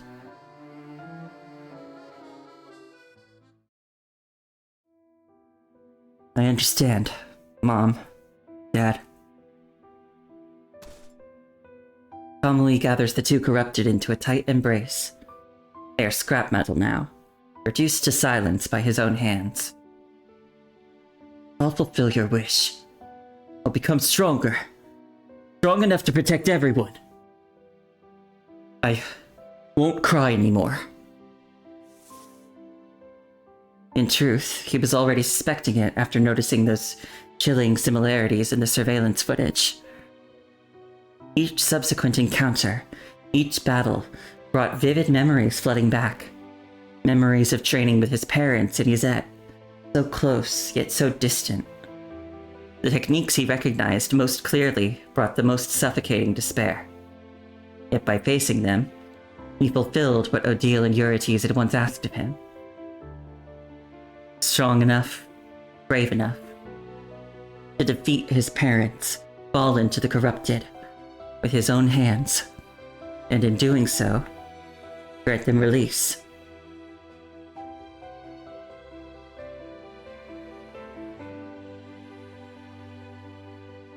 Do you want to send them back? Yeah. I want to give them a proper place to rest. And something still doesn't add up. I gotta find more clues. Yeah, cause didn't they die? If they were dead, it wouldn't make sense for them to be corrupted. Lifting what's left of them, Kamui carries the remains to a secure storage container waiting nearby. I was watching them. They never strayed far from this thing. Always kept close. Even though not themselves anymore, they were still protecting it. I think they wanted to stay here until the very end. And whatever's inside that container, it's gotta be the answers I've been looking for. Did you notice something? According to Project Barleycorn protocols, construct conversion only begins in the late stages of corona gene modification, and only when success is pretty much guaranteed.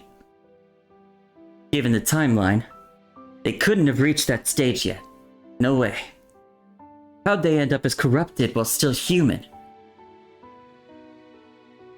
Every Azet member had their own personal secure container. But Kamui remembers when the world government took Azet. They claimed to have handed over all of Odile and Eurytes' belongings to them. A piece is definitely missing here. Kamui enters the familiar password again, unlocking Odile and Eurytes' shared secure container. I don't know, the world government seems like they're being pretty suspicious again. The one thing that their bodies still try to protect, acting on pure instinct. Inside the container is solar essence.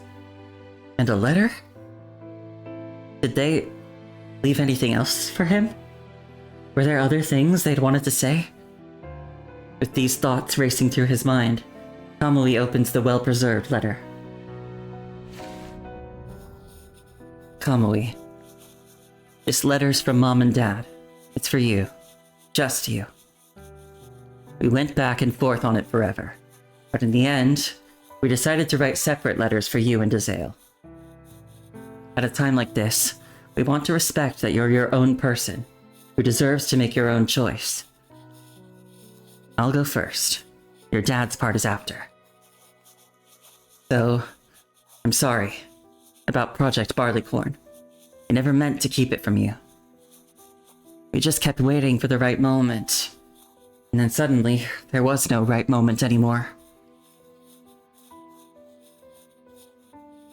You've probably figured it out by now that we were already involved before the trial started. We were gonna tell you everything the minute you got back, but... damn punishing virus hit faster than anyone expected. The whole world went to hell overnight. Gazette had no breathing room, and neither did we. The work never stopped. And you know what? We don't regret it. Project Barleycorn turning out to be useful against the virus was a gift we never saw coming.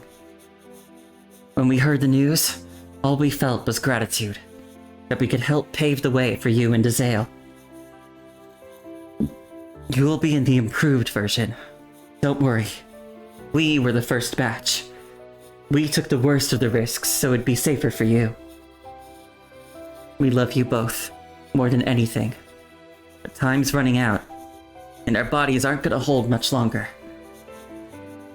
We've pretty much confirmed that conversion's not gonna work for us. So when the moment comes, you let us go. You have to. The rest, I'll let your dad explain.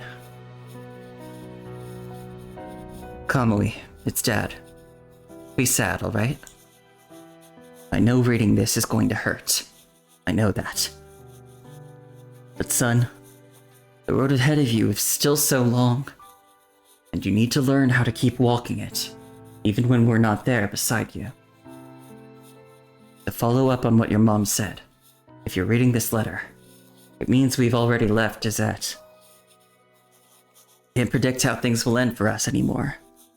We've lost the power to offer you protection or promises. That's exactly why we're writing this now. When the world government troops arrive, they'll do everything they can to purge the Corona gene's effects from our bodies. If we're lucky, maybe we'll even receive those construct modifications people keep talking about.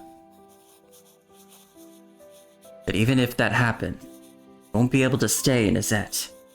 They'll send us to the front lines, somewhere far from here. As for the other possibility, I know you wouldn't want to hear it, so I won't spell it out. Let's just say, we may not have gotten a proper chance to say goodbye. This letter is the only thing we could leave you to make up for that. This might be the end of our journey, son, but it can't be yours. You and your brother still have hope. I pray every day that Project Barleycorn will be your salvation, that you'll live on. Really live. Remember that story you loved when you were small? One about the sun's birth? It wasn't easy becoming the sun. It had to swallow countless darknesses before it could truly shine with truly brilliant light. Some of that darkness came from the universe itself. Some of it came from others, kindred spirits, who'd also tried to become suns and failed. The process was agonizing, but the sun couldn't turn back. It had to keep going. Going to become darkness now, my child. That's our path. So please, don't grieve for us too long. Just a little while, then keep going. Continue the journey in our place. Kamui, my dear child, the sun and the beautiful homeland that we'll never see. You'll witness them for us. I know you will.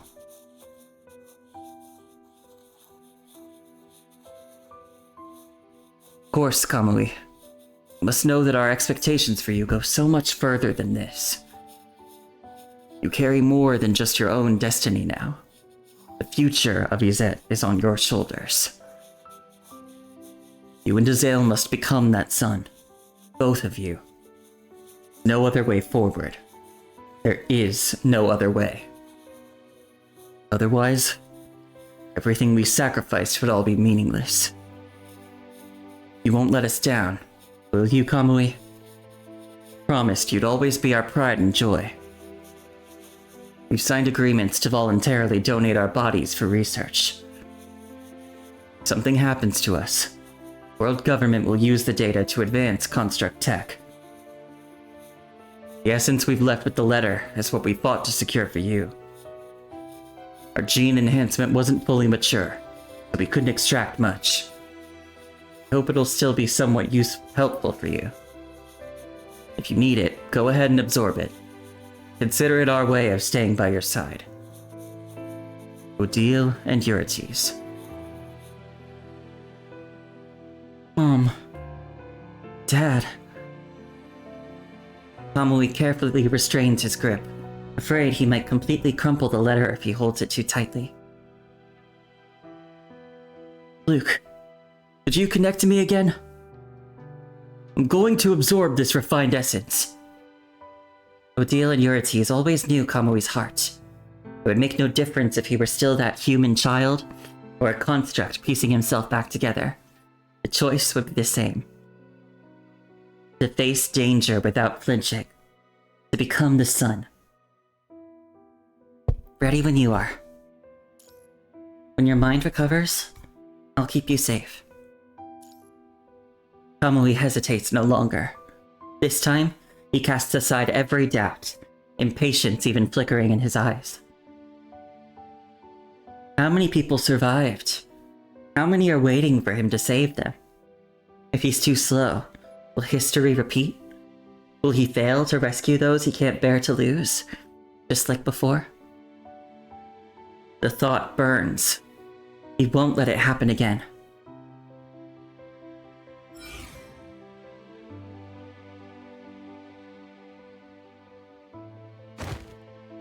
The agonizing, tearing sensation returns. He slumps against the wall, accepting the baptism, letting himself be torn apart so he can be reborn. Hurry. Remember. He needs memory. He needs power. He must become that sun again.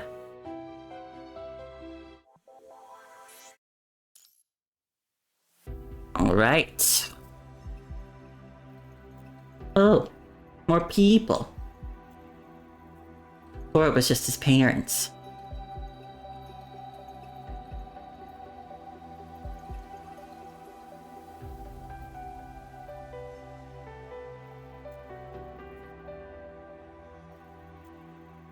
Okay.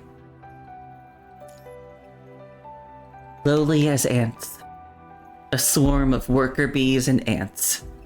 You think you can become the sun?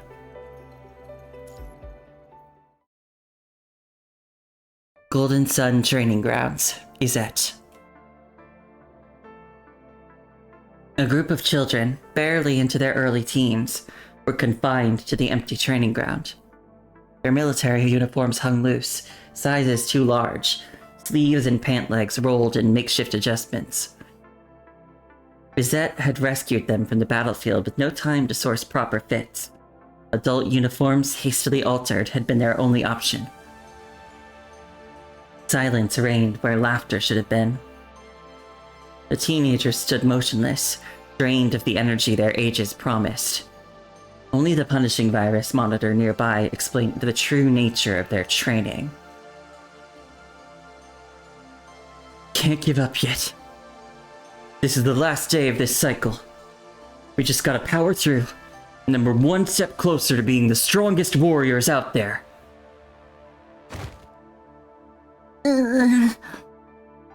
Among them, a frail girl couldn't hold on any longer. She collapsed to the ground, her face twisted in agony. Everyone gathered around her, but most were trapped in their own suffering, barely having the strength to step forward and offer help. Carol? Carly, my head is killing me. I can't move. Beads of sweat dripped from the girl's forehead, her body burning with an unnatural fever. Carol, here. Have some water. The water did nothing to relieve the frightening cracks and deathly pallor of her lips. Carol's condition couldn't be fixed with just basic supplies. No. Carol can't keep going like this. I'm going to find Leaf right now. She's like this because of them, and you want to run to those monsters? Carly clutched Carol tightly in her arms, shooting a vicious glare at Kamui. All they'll see is dead weight. They'll toss her out without a second thought. But she needs help now. The punishing virus concentration here is too high. The only way to help her is with the Corona gene treatment. Kamui forced himself up despite the pain, his gaze searching for Carol. I don't trust those monsters. They're the whole reason Carol's like this, aren't they? Damn the Corona gene. Damn Leaf.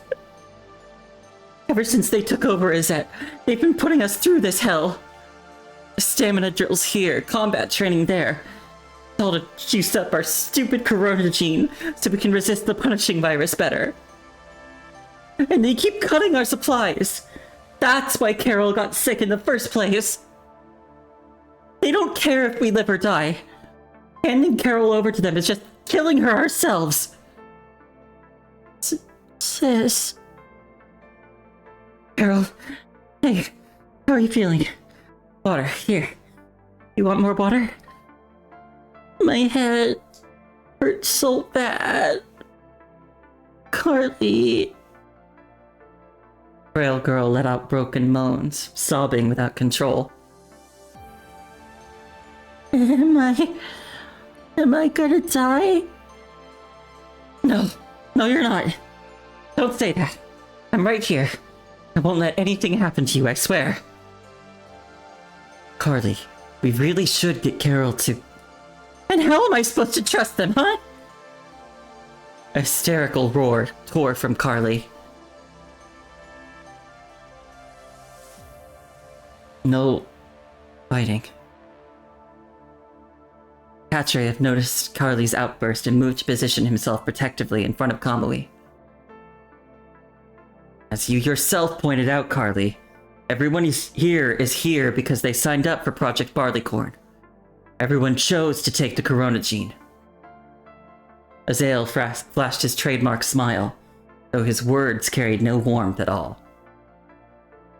Back when Izette pulled you out of that war zone, we got jumped by Corrupted on the way back. Lost 2 soldiers covering the retreat. Even then, Izette didn't ditch a single one of you, even though you couldn't fight at all. Later, during the physicals, the base doctors flat out told you Carol's body couldn't handle combat training. They recommended transferring her to a shelter facility. It was your choice. You refused to be separated as sisters. You signed the consent forms. You kept her here. After that, following the attack, the world government took over Izette. Project Barleycorn's details were laid out for everyone, plain and simple. Anyone who didn't want in could transfer out.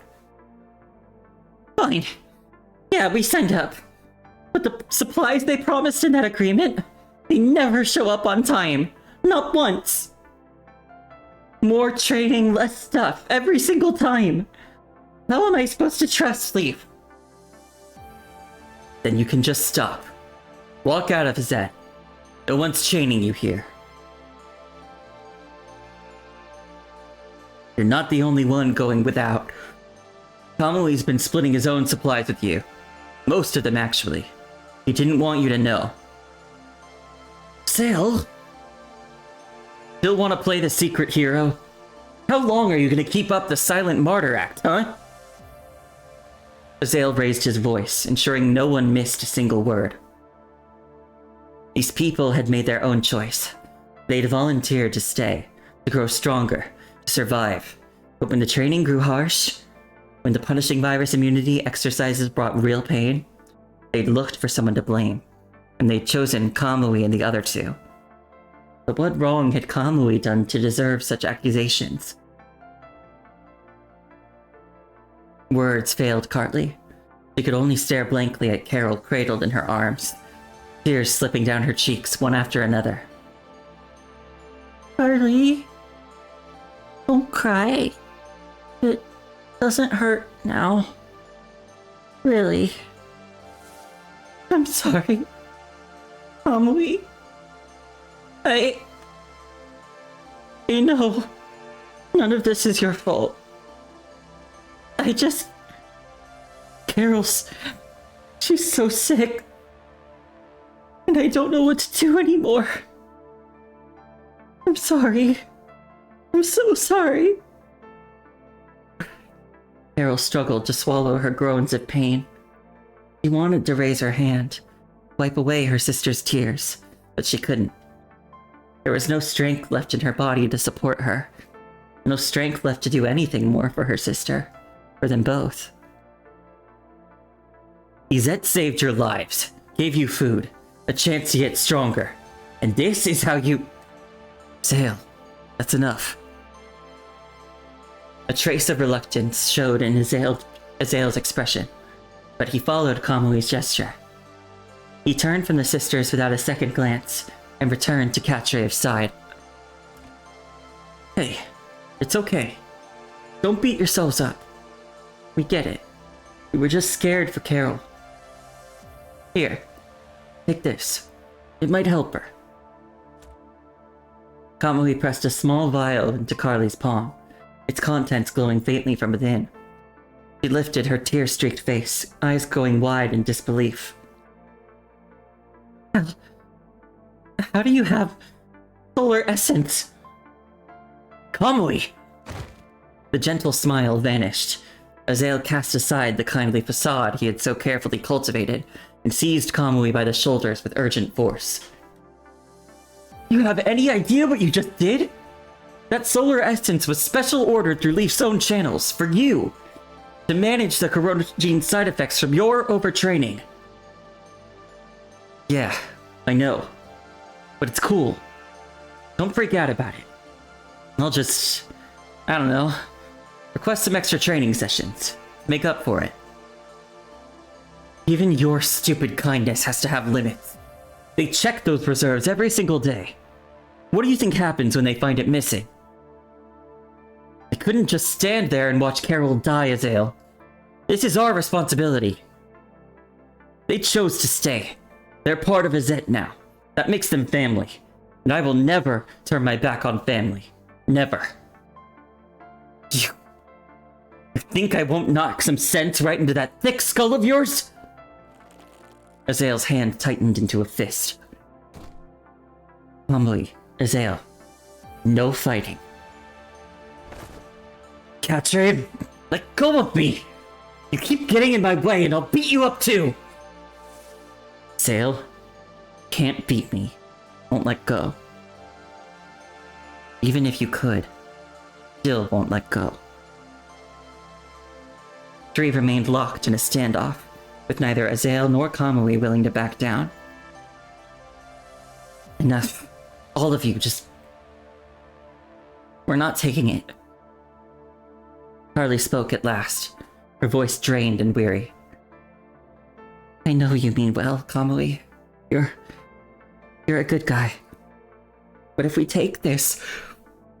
and you get punished for it, Carol and I...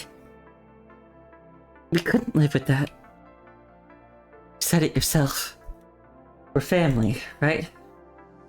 Family doesn't do stuff that hurts each other. Let's find another way. Though Carly's concession had brought them a momentary respite, Carol's situation remained unresolved. Okay, we do it this way. Carol can't handle the training right now, so let's find a way to hide her in the dorm. What? But they take attendance on the terminal. I'll just take her terminal with me. Leaf and the others barely even look at those things. But you've already maxed out your own training quota. You'd be doing double. No sweat. I can handle it. I'm Kamui, remember? Kamui offered a reassuring smile. Fine. If you're dead set on being an idiot about this, then I'm in. Don't try to carry it all yourself. Count me in. The three exchanged glances, their little plan now set in motion. My. What do we have here? Such a precious little group of friends. Oh, who's this lady? She looks She looks evil. The punishing virus concentration in the training ground suddenly dropped as the main doors burst open. An unfamiliar woman, escorted by a group of soldiers, entered and walked toward them. Beside her stood Leaf, Izette's current overseer, a world government officer retired from FOS. They're just unrefined children, Counselor Marlis. Hardly worth your special attention.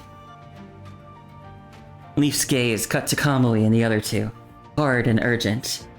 He jerked his head toward the door, signaling for them to go. That's rather inappropriate to say, Officer Leaf. Marlis managed a thin smile, her eyes cutting briefly toward Leaf. They are key personnel in Project Barleycorn, after all. With the world government investing such substantial resources into this initiative, they naturally warrant our close attention. After all, this represents one of humanity's future hopes, which is precisely why I was sent here for inspection. Isn't that right? Marlis crossed the remaining distance and came to a stop near Carly and Carol. She knelt beside the frail girl, felt her forehead with the back of her hand, and bore a look of practiced compassion. Good heavens! Look at this child burning up with fever. She's clearly at her breaking point. Children their age should be receiving attentive care, protection. At the very least, they should be sent to a refugee center where they can be safe and warm. To demand they meet adult standards, injecting them with the corona gene, forcing them through this brutal training. It's simply too cruel. Officer Leaf, do you really have the heart to torture such fragile children just to achieve your own objectives? Marlis's consolation had done little to ease Carly's fear. She pulled Carol backward, shrinking away from the woman whose charitable smile couldn't mask the truth. Her entire presence had exuded something cold and wrong. She reminded Carly of a snake, venomous and smiling, fangs aimed directly at them, poised to strike the moment they let their guard down. At times like these brats should be grateful just to have food in their stomachs. They volunteered for this project and signed the agreement. They have a responsibility to fulfill those obligations. Counselor Marlis, it shouldn't fall within your jurisdiction, should it? Without drawing attention, Leaf moved forward and placed himself between the girls and Marlis. So you're still clinging to your own ideas, insisting on keeping Izette operational, even when supplies have already begun to run short. Izette is affiliated with FOS College. Its fate is not yours to decide. Yes, Izette Military Base. Affiliated with FOS College, long history, solid foundation. But that's all in the past now. Even if you could still contact FOS, what good would it do? They're already struggling to keep their own heads above water. Besides, the elite soldiers stationed here were already lost in that recent battle. Oh, right. That battle where your reinforcements arrived too late to save them. They all died, didn't they? Marlis looked past Leaf, stood before her, scanning the children hiding behind him. Immature, weak, timid. Nothing but a flock of fledglings whose wings hadn't fully grown. With the slightest effort, she could have easily snapped their pitiful wings. Yet those three at the front held her attention. They were different. No fear showed in their eyes. No fear of her. No fear of anything. That world-defying arrogance of youth. Something she knew all too well. They were clever ones. She had always excelled at manipulating the clever. Her smile widened, absolute confidence settling over her features as she studied Kamui and his companions. She would find a way to disband Zet and take these children, who were compatible with the Corona gene. Golden Sun. The name whispered through her thoughts, tempting. But she knew better than to reach too soon. The time had simply not yet arrived. My promise still stands for now, Leaf. You know exactly how much the higher-ups have invested in Project Barleycorn. This massive initiative, planned since the Golden Age, consumed tremendous resources. If we don't show results to match, consequences are unthinkable.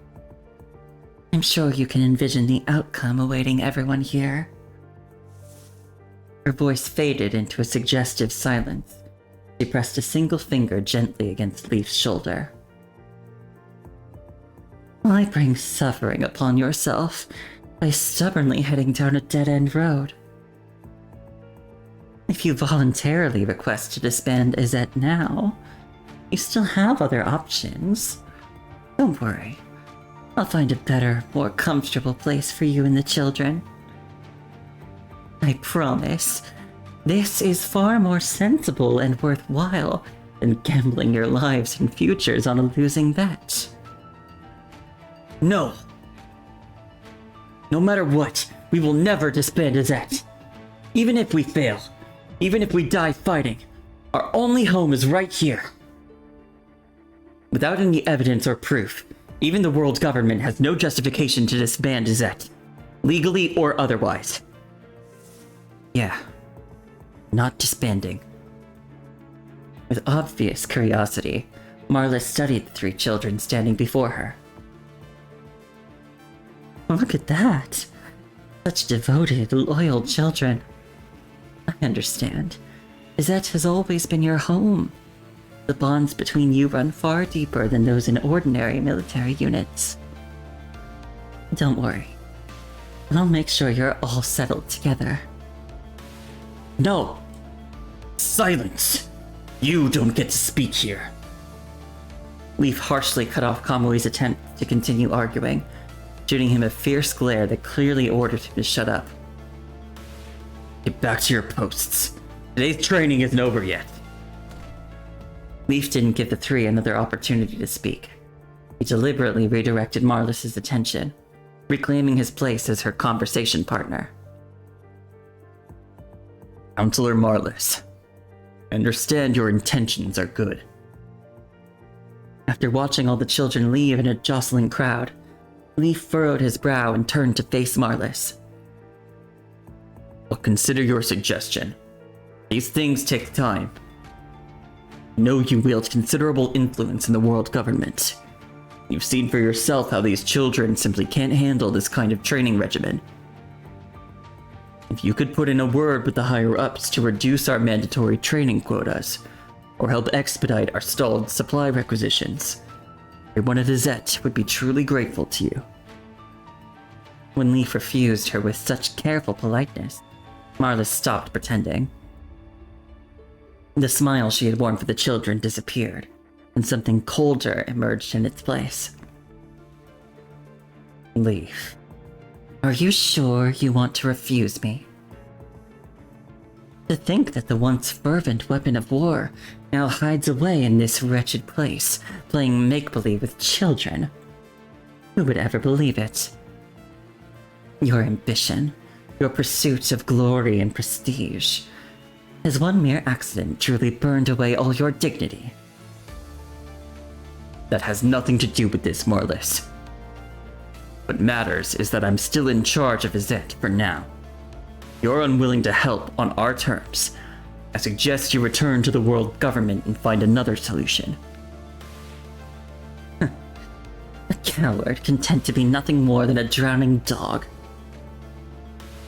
A swarm of worker bees and ants. You think you can become the sun? Then let's wait and see.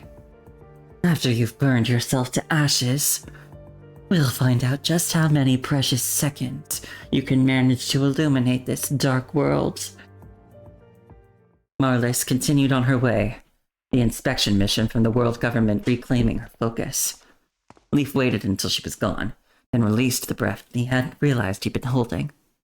Now, at least they were safe from whatever she'd been planning. Leaf.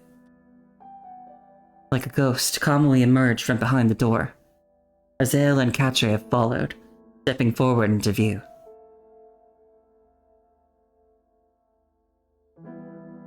Didn't I tell you all to get lost?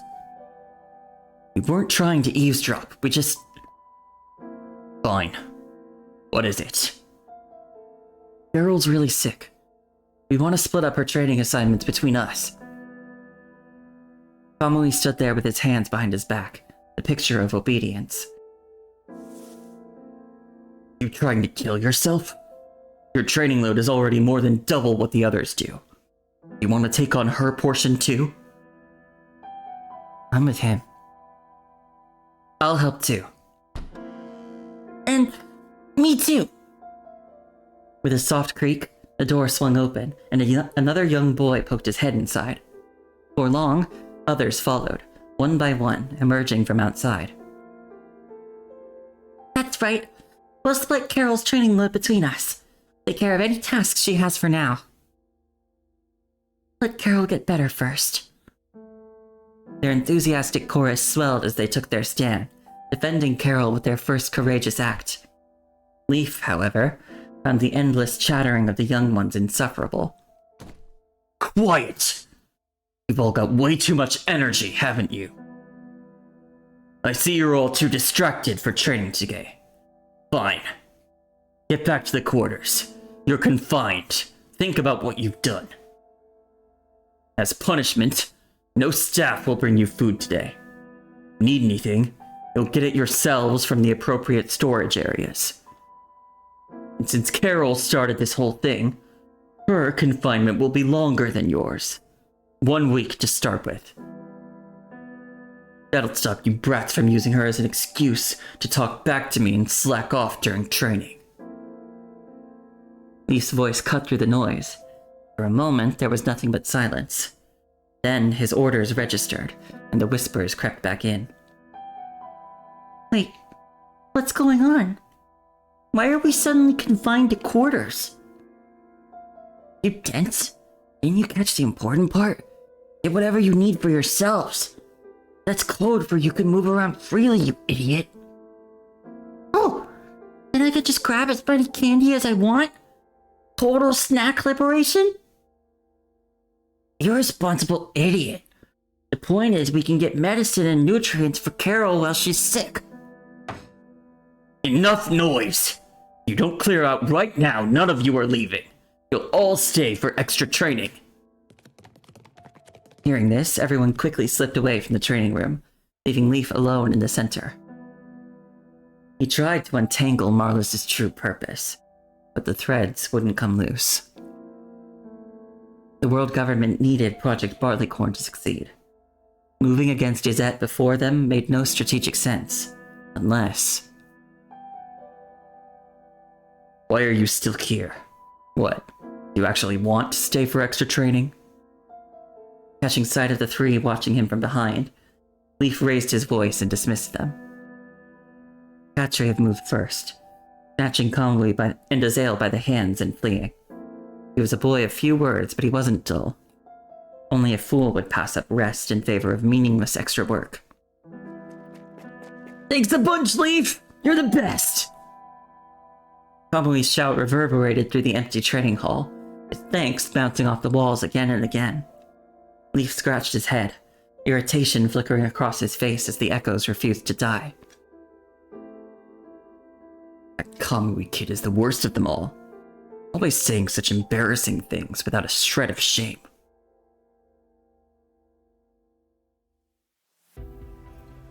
Oh boy, things are not going well for them in Yazette of the past.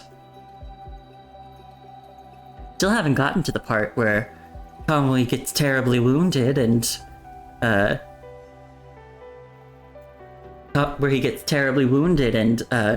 taken away. or sent away rather, to Babylonia. I'm really wondering how we're gonna get there. 1 second.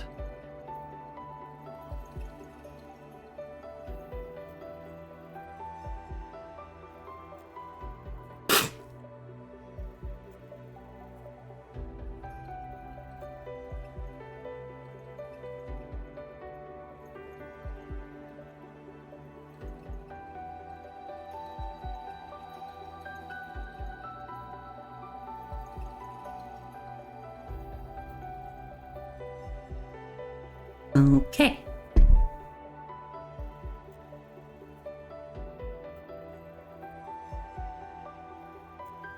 I'd like to get to this next kind of checkpoint here at stage 13. But it is getting pretty late. And these stages are pretty long. Let's see. I can at least keep going.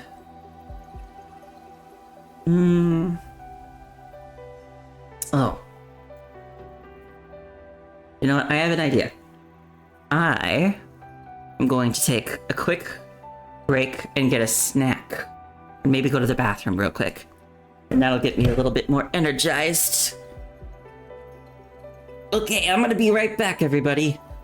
I keep forgetting to make like a little sign for when I've gone to the bathroom and I'll be back. I gotta do that. Anyway, I'll be right back. Bye-bye!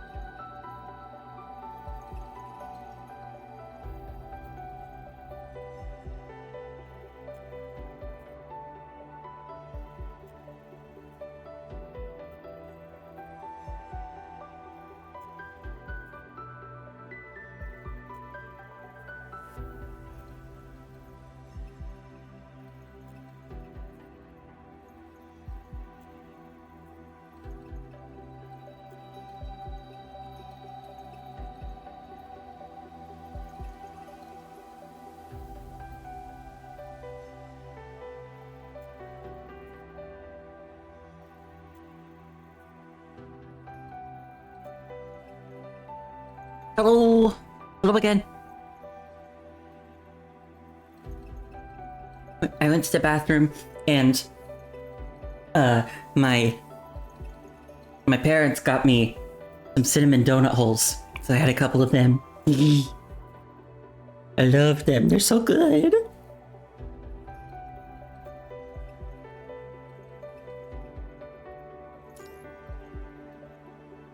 Closest yet furthest. They're just sending us to our deaths.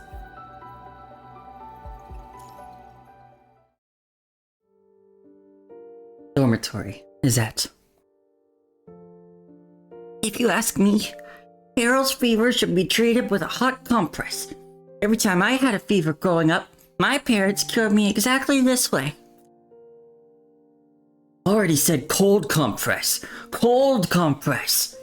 If that treatment worked on you, it only proves you're too stubborn to die. When you're sick and feeling awful, you should eat something nutritious. I think those fruits they handed out yesterday would be perfect. Sure, they're good. But what do you think you're doing reaching into my locker? Let's be clear. If you take my fruit, it's only for Carol to eat. There's none for you. Hey, will a week be enough for Carol to recover? What if she's still too weak for training when the time comes? Don't worry about it. Problems come, we'll find a way to solve them. If we put our hearts into it, we'll always find a solution.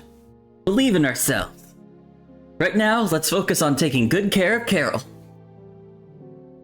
In the modest room, conversation hummed softly. Carol gazed at the faces surrounding her and let out a delighted giggle. But the laughter quickly dissolved into coughing, and Carly hurried to her side, concern etched across her features. Yeah, I know, Carol. I'd love to have Kamui taking care of me when I was sick too. I think that'd be great.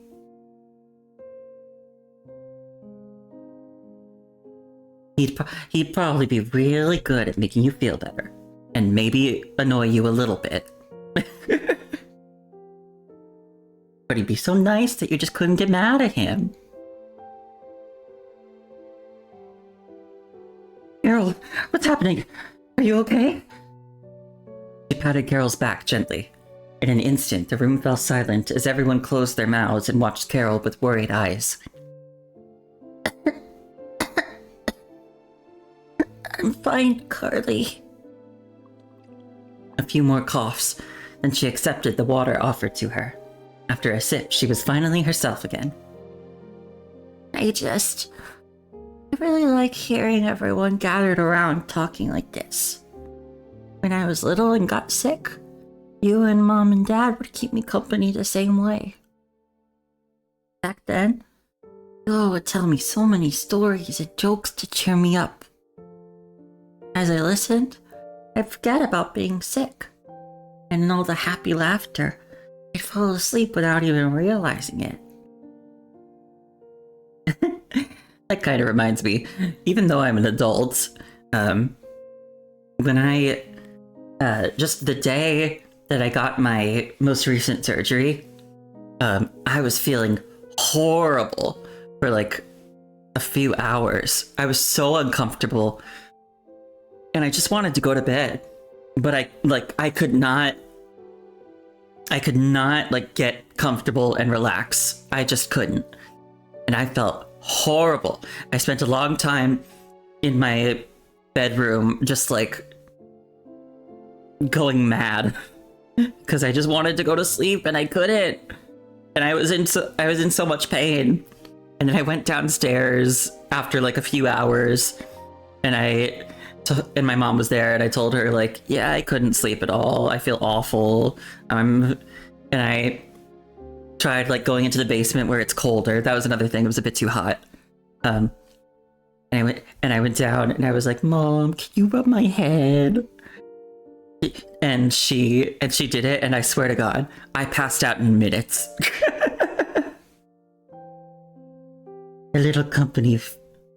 A little family company helps when you're sick.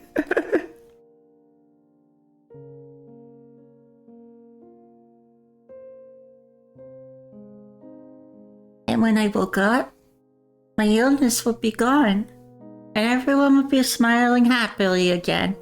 That didn't happen to me. My pain was not gone when I woke up. Mom? Dad? Carol recalled those warm moments from her past, when she had a cozy bed, a safe home, and no worries about survival. Only playing and laughing under the doting care of her parents and sister. Those days were now so very far away from her. Carly! Carol! Stay right here and don't move. Someone will find you. Her father had fallen, impaled, his body a barrier against the invading corrupted. Her mother had pushed the daughters away from the collapsing wall, and in that final act of love, had been swallowed forever by the ruins. Over here! Someone's alive! They had hidden in the basement until Izette found them. After that, the Izette presence had shrunk. The talking had stopped, and the children, with no experience in caregiving, had simply comforted each other the only way they knew, by remembering what comfort had felt like when they still had someone to give it. In the grip of fever, she had drifted between walking and dreaming.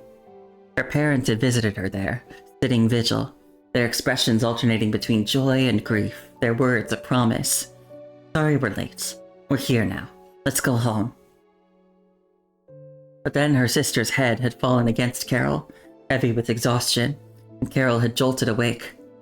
The bedside had been cold and empty. It had always been empty. Carly had gathered her sister gently against her chest, but her trembling voice, when it came, had betrayed her. I know, Carol. I miss them too. I miss my mom and dad so much too. The boy, normally so carefree, could no longer hold back his grief. His loud wailing drowned out the soft whimpers of Carly and her sister. The earlier commotion fell instantly silent as everyone else began to share in the sorrow. Their conflicting opinions, their inability to persuade one another with the weight of their limited experiences.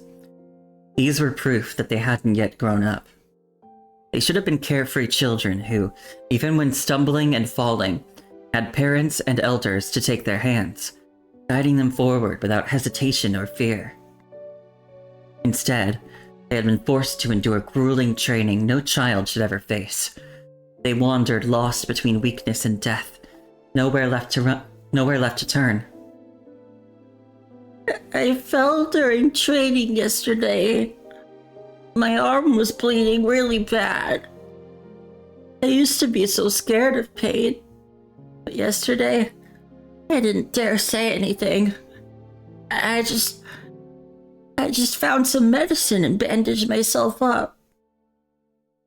I read in a picture book once that only the children with homes have people who care when they're hurt. But we're all children without homes now. I'm scared that Uncle Leaf and the others will think I'm useless, that they'll throw me out and never care for me again. Who said that? Until then, Kamui had said nothing. Now he stepped forward, positioning himself as the group's center, and spoke with a voice that carried absolute certainty. Never mind the fact that Uncle Leaf would never throw us out. What's more important is that you are not children without homes. You're all children of Izette, and Izette is your home. No, that's not right. It's our home. Kamui looked over Darren's arm. A moment later, as if struck by a memory, he lifted the boy's injured limb with care and blew softly on it. Blow on it and all the pain flies away. That's how it works, right? Though it had offered no real physiological healing, the method had worked wonders on the boy. Darren was still crying, but through his tears, Smile broke through. When I was sad, my family would tell me stories. Kamui, could you do that too? I don't mind, but I think Azael would be better at this sort of thing. Whenever I try to tell stories, I end up falling asleep first. He's much better. He can bore the listeners to sleep before he even finishes. Kamui, you don't actually think that was a compliment, do you? That's so childish. I don't want to hear stories. We're not little kids anymore. How is that childish? And what do you suggest we do? We barely ever get days off from training, and today is basically our home's birthday. We absolutely have to do something special on such an important day. If it's a birthday, then of course we have to sing the birthday song. Everyone in the world sings that birthday song. It's nothing special. We should find something that belongs just to us and Azette. That's easy peasy. After a moment's thought, Kamui snapped his fingers and began to speak. Azette had always had a tradition of celebrating Family Day every month. Since things are different now, why don't we set a fixed date for it? Today can be the day. And to make it feel like a real celebration, how about I teach you all a traditional Azette folk song? When I see birds migrate over mountains and rain, fly through the dark of fate, chasing light beyond the haze, home's the place where they land together, head up to see the sun. Across thousands of years, countless flames burnt inside, with sparks of life. The sun comes back every dawn. The otherwise harmonious singing had been abruptly pierced by a jarringly discordant voice, one that hit every note with spectacular inaccuracy. To compound the offense, its owner sang with excessive enthusiasm, at such an extraordinary volume that everyone else had frozen in their tracks. At first, the voice showed no signs of stopping, utterly lost in the rapture of its own self-absorbed performance. Only when someone nearby delivered a sharp tap to the singer's head did the noise finally come to an abrupt, forced end. Idiot! Didn't I tell you to hold back and not sing? Do you have any idea how completely tone-deaf you are? Stop hitting me! Stop it! What if you knock over the medicine?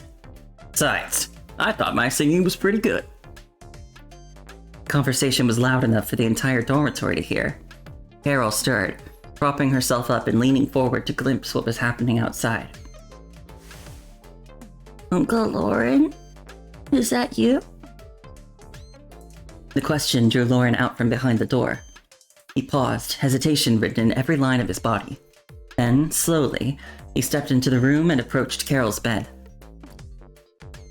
Little Carol's hearing is as sharp as ever. It's just like you. How are you feeling, huh? Doing better? Am I disturbing your rest? Carol nodded gently. Then, fearing Lauren might misunderstand, she immediately shook her head to say she was fine. They took me to the medical ward. I'm feeling much better now. You're not disturbing me at all. I was actually hoping you'd come visit. The news that Carol was recovering finally let Lauren relax. Smiling, he lifted the large bag he'd brought, opened it wide, and held it up for her to see without leaning forward. That's great! Look here, I brought you some nice things. These are special medications for your symptoms. Here in the compartment are some supplements that'll be good for your health. The rest are snacks I've collected bit by bit during my missions. The medicine tastes too bitter? You can have some of these to help it go down. Alright, how could I forget this? Take a look at this brooch. Do you like it? It's a gift my daughter sent for you. You young girls will surely love it. Carol extended her hand and took the bag. Thank you, Uncle Lauren. But I still haven't finished the snacks you gave me before. You don't need to give me new ones. Carol started rummaging through the bag to give back the snacks, but Lauren caught her hands mid-search before she could find them. Those snacks were always meant for you. Whether you eat them sooner or later doesn't matter. Just keep them all. That's right, little Carol. Your Uncle Lauren almost cried to me yesterday just to get more of your favorite candies. Absolutely insisted I gave him my share too. Hey, at least let me keep some dignity in front of the children. Little Carol, don't listen to your Uncle Joe. He's just making things up. I would never cry over something like that. Never. No sooner had the words left his mouth than Joe, standing beside him, delivered a ruthless smack to Lauren's head. Who are you calling Uncle? There's such a big age gap between us. Little Carol can just call me Big Brother. You're the real old man here. What's wrong with being called Uncle? It's called mature charm, you know? Little Carol's about the same age as my daughter. When my daughter met you before, she called you Uncle too. While they were talking, someone else peeked into the bag and couldn't help but let out an exclamation of amazement. Whoa! Uncle Lauren, Uncle Joe, you guys are amazing! How did you manage to get so many things? Of course. We have a great relationship with the folks at the medical board. Just had to say hello, and they were happy to hand everything over. Wait a second. Didn't I just say, don't call me Uncle? Thank you both for everything. Again. Taking the bag from Carol, Carly expressed her gratitude to both Joe and Lauren. Hey, it's nothing. Carol, I want to tell you about all the interesting things I saw during this mission outside. While Lauren and Joe chatted enthusiastically with the children, Carly walked to the storage cabinet, preparing to organize the contents of the bag into their shared shelf. Carly, we'll handle this. You just go keep Carol company. Medicine was usually kept on the higher shelves. Carly stretched up on her toes, struggling to reach, and Kamui stepped forward to take the items from her hands. Dale, Katriv, take a look at this. Kamui placed the medicine bottles on the shelf. He noticed the drug names and specifications and realized something wasn't right. Both these bottles are special grade medications. Only sergeants with rank 2 or above at the base are qualified to request them. With the clearance we have as trainees, or even Uncle Lauren and Joe as regular soldiers, none of us have that kind of authorization. These 3 bottles too. Azale gestured toward the uppermost shelf of the cabinet, the one in his designated organizing area. So many of them. This isn't just a coincidence, or someone grabbing the wrong bottles. Joe, won't look us in the eye when talking. He's lying. Having quickly finished organizing his assigned section, Katriv moved closer to Kamui and Azale. Maybe it's just a white lie? With good intentions? Their sections done, the 3 took a moment to ensure no one was watching. Satisfied that the relaxed atmosphere held everyone's attention, they traded a look and exited the dormitory in careful silence.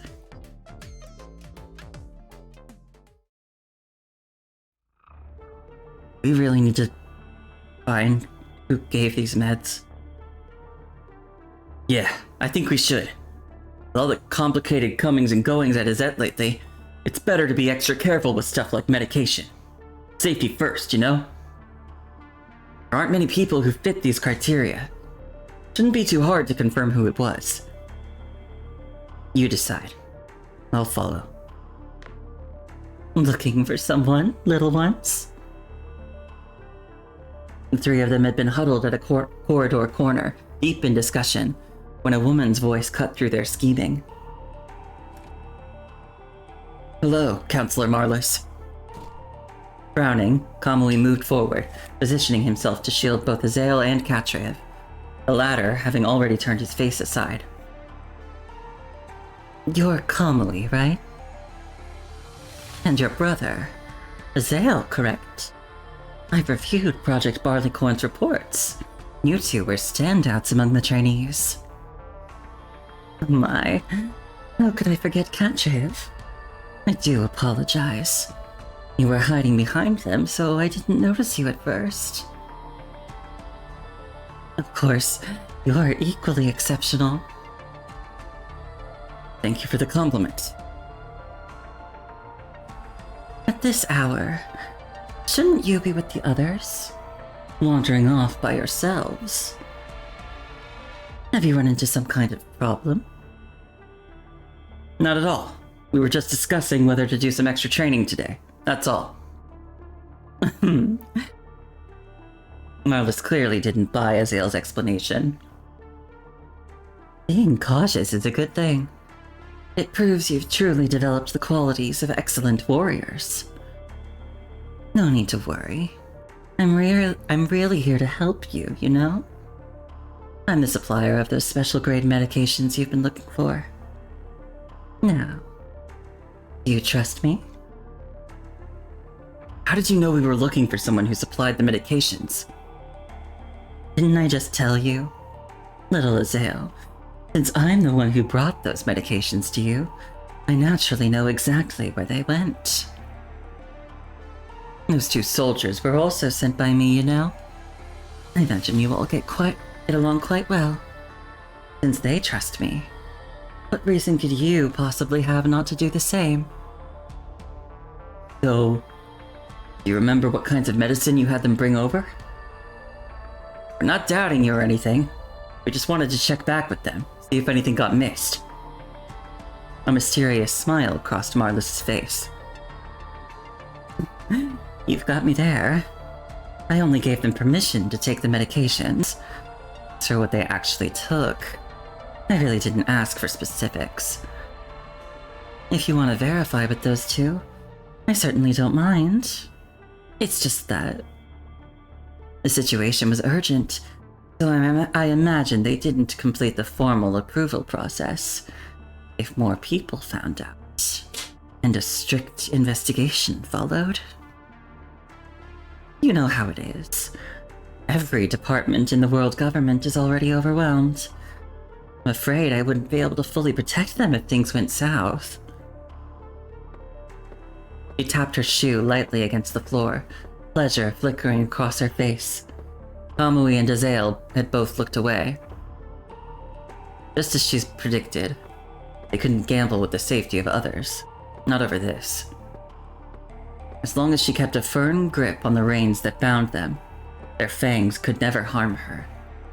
Instead, they would become the very beasts that carried her across the wilderness. It's all right. Time reveals all truths. You'll understand eventually. If you still need my help in the future. She reached for her pocket notebook, jotted down a sequence of numbers, and ripped the page free. My contact number. I'm sure you'll have reason to call me one day. I'm really looking forward to that day, little ones. Kinda sounds like you're saying you're really looking forward to the day when things get really bad. So that they'll have no choice but to ask for your help and be indebted to you. That's just kind of what it sounds like you're saying. Medical ward, Izette. The counselor sent by the higher-ups. You mean Marlis? He turned around to face the 3 young visitors. Yeah, she stopped by earlier with a shipment of medical supplies. Said it was a goodwill donation for Izette. But none of it's been opened yet. Word is, she and Leaf got into it over at the training ground. Till I know where this stuff actually came from, not getting logged into inventory. Basically, none of her supplies have been used at all? Of course not. She kept me stuck here listening to small talk the whole time she was around. Barely got a second to breathe before you 3 showed up. When would I have had time to touch that stuff? He turned back to the supplies after speaking, resuming his inventory of what Marlis had brought. From across the room, Kamui glanced over and noted that everything remained sealed in its original packaging. So she was lying. Figured. And why'd you still keep her contact info? tossing it there would be too obvious. Storm's packed right now. Taking it back to hide is just as bad. Hold on to it for now and destroy it later. Not her. And who gave the medicine? The three exchanged glances. That all of it? With a clatter, the medical ward door slid open and Leaf walked in. He was talking and looked up once he finished speaking, only then spotting Kamui, Azael, and Katrave in the corner. Kamui, Azael, Katrave, what are you doing here? Same thing you are, checking out this little gift situation. This is the stuff, sent by that counselor. What's the call? Check it first. It's clean, log it, and put it to use. Thought you weren't into taking handouts from the top brass. Survival comes first. Izette needs supplies. She's dropping them at our door. We're not turning them away. Fair enough. Oh, and those special grade meds you used your personal quota on. Did we... Keep it down. We'll talk about that later. Leaf's brow knit together as he raised his voice, booming over the doctor in a futile attempt to drown him out. Special grade meds? You mean those for Carol? I don't know. Not saying a word. All I know is Lauren and Joe came by to pick up the meds and help themselves to a few bottles of my nutrients while they were at it. Just so we're clear, whoever sent them, those nutrients are coming out of their quota. Don't care what rank they are. Why are you looking at me? Told you I had nothing to do with it. Hanging around the med ward with nothing better to do? You asking for extra drills? Or you volunteering your quotas to cover what Lauren and Joe took? Same threat. Used last time. Wait. Have you guys noticed? Every time Leaf gets nervous, he shuts us up with extra drills. Next time you two run your mouths, do it quietly. And keep me out of it. All three of you. 3 hours. Training ground. Now. Hey, mission accepted. A snicker escaped Kamui as he grabbed Azael and Katrave and dragged them into a dead sprint. He didn't slow until the medical ward door opened. Then he wheeled around and shouted at Leaf. We'll make sure to shout thank you, Commander Leaf, the whole time we're training. Loud, so everyone hears it. Kamui, get back here. Shut those mouths myself before you even see the training ground. Aw, he does care. Golden Sun Training Grounds. Izette. Counselor Marlis's visit hadn't disrupted Project Barleycorn. Out on the training field, the children had pressed on with their grueling, monotonous drills and evaluations. That's 5 tests today, and 2/3 of you still can't hit the mark. This is bad. Real bad. The record weighed heavily in the instructor's hands. His brow furrowed with concern. He knew those vultures from the world government would never accept these numbers. 1 more hour of drills. We run the 6th test after that. His gaze swept over the trainees, who were pushed to their limits, bodies trembling with exhaustion. He hesitated, just briefly. Then he made his decision. Training would continue. Instructor, another hour isn't gonna fix the scores. We're tapped out. Pushing more tests won't change anything. Kamui dragged himself toward the instructor, every step costing him. He saw clearly that this excessive workload was a path to nowhere but more pain. The benchmarks would remain out of reach, no matter how long they suffered. Besides, none of this stuff today is stuff we've even trained for. Outside of the few who've seen real combat, no one here's done mobile tactics in the field. Keep pushing like this and we'll just burn out. Waste time, energy, and get nothing for it. I've seen Leaf's schedule for Project Barleycorn. Mobile tactics and field training were supposed to come later, Mid to late stage, after the corona gene stabilized. Why are we getting tested on them now? Kamui's question cut through the quiet, pointed and unavoidable. The instructor's expression darkened. For a long moment, he said nothing. The boy had seen something wrong. How could the man who had trained them, day after day, have missed it?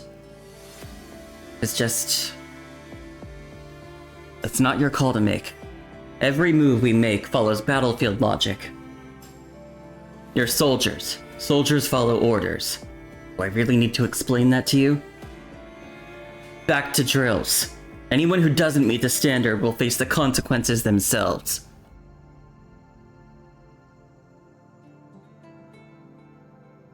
Main control room. Izzet. Late night. Man, good thing you still remember the codes for this place. Shh. Get down. After scanning the area with quiet caution, Azael reached out and powered on the control room's display.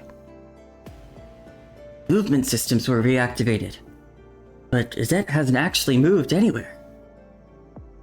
Probably just a basic systems check. They're seeing if Izzet can still move. A look passed between them. Then, wordlessly, they returned the control room to its original condition and stepped back into the hallway. Patrol report. Done. No one saw us. From the far end of the hallway, Katrev approached the other two, a stack of hastily completed reports in his arms. Warehouse. Supplies. Different. He transferred the covertly captured supply photos to Kamui and Azael. They divided everything up by squad. Like they're getting ready to... Kamui's communicator shattered the hallway's quiet, its urgent buzzing an unwelcome interruption. Kamui, we just wrapped patrol. Caught a soldier snooping around the dorms. Looked like he was trying to steal stuff. We've got him held at the dorm. You guys should head back now. Wait, what? A soldier? Stealing? On our way. Despite their confusion, the three immediately rushed back to the dormitory. Dormitory lounge, Izzet. He's one of the recent transfers. What happened? Azael examined the items confiscated from the soldier. Food, emergency medical supplies, all of his identification documents, and an unopened letter. We three were on internal patrol and caught him inside the dorm. He was going through our lockers. Then why didn't you drag him straight to leave? Because of this. Azael tore through the bag with precision. Contents spilled out, told their story. And from the deepest corner, hidden deliberately, he produced an ID card and passed it to Kamui. Aaron's ID card? He thought he lost this days ago. You took it? What were you doing sneaking into the trainee dorms? Don't hurt me. I'll tell you everything. The higher-ups are pushing Izzet to relocate for combat support. Other war zones. I didn't want to be here anymore. I was trying to run. I stole the card so I could get into your supply lockers. Thought I could grab some to make it out. Izzet's relocating for combat? Leaf hasn't told you? They already sent the draft deployment orders. What orders? Explain it. The letter in my bag. Azael opened the letter. Izzet Combat Relocation Draft Order. You seriously didn't know? The world government's been leaning on Izzet hard, pressing for training results. They want us to start backing up regions overrun by the corrupted. They even changed the testing metrics for Project Barleycorn. Really didn't notice? I've been asking around. The place they're planning to send us? No one comes back from there. We won't even stand a chance. Even elite units got wiped out. What chance does an ordinary troop like ours have? The draft says Project Barleycorn trainees get deployed first to test the results. But if it's a full relocation, we're all going. We'll be thrown into the grinder right alongside you. They've been keeping you in the dark, but I know what's going on. Joe's been leading a group of soldiers to confront Leaf every day, pushing him for answers. The dormitory erupted the moment his words landed. That's why training's been cranked up. I knew something was off. Why didn't anyone tell us? Of course they didn't. We're the ones getting sent in first. You think they'd warn us so we could run too? Then what would they show their superiors? I don't know. Still feel like they're not that kind of people. Unable to reach a consensus, they left the decision to Kamui and the other two. By then, the three had become the collective's foundation. When difficult calls had to be made, no one inspired more confidence than they did. Don't worry, I'll figure something out. 3 days later, the boys gathered once more in the trainee dormitory. So, I went straight to Leaf, and he just dodged it. Wouldn't give me a straight answer. Give me more time. I'll get you the results you want. That's what he said. What about you, Katrev? Saw you heading to the archive room yesterday. You found anything?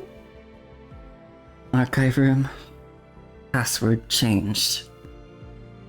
Azael frowned, synchronizing the files for Kamui and Katrev to see. Confirmed. Izette Combat Relocation Order. First support target. Project Barleycorn. Performance record of Corona gene test subjects. Priority deployment of Project Barleycorn trainees for battlefield support has been authorized. Regular monitoring of the Project Barleycorn outcomes has been required. We trust this? What if it's all fabricated? Unlikely. It's got the world government's official stamp.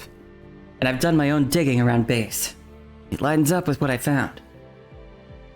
The archive room's locked. Leaf won't give me answers.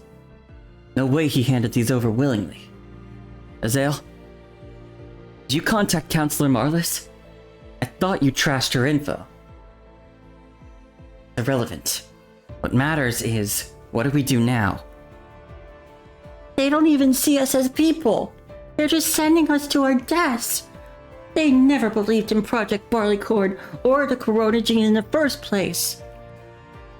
Darren's composure was crumbling as he gestured toward the files on Azael's screen. Look at this. Right here. Expendable. That's what they're calling us. Combat relocation order is already sealed. So what? We just sit here and wait to die? Let's go find Leaf. Make him tell us the truth to our faces. Won't change anything. Kamui already tried. Leaf won't give a straight answer. They were sent by the world government, remember?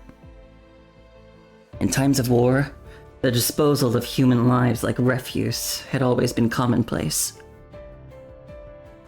Not everyone's like us. Not everyone treats Izette like home, willing to give everything for it. Can't gamble our lives on how much humanity outsiders show when things go bad. Not a single voice rose to counter Azael. How could they? The memory of being left behind was etched into all of them. Wordlessly, the children drew closer together.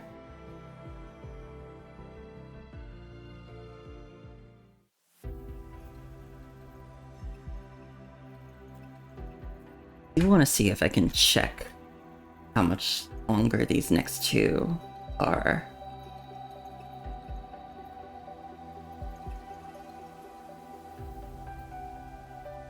I'm still tired. I don't want to push myself too hard, you know?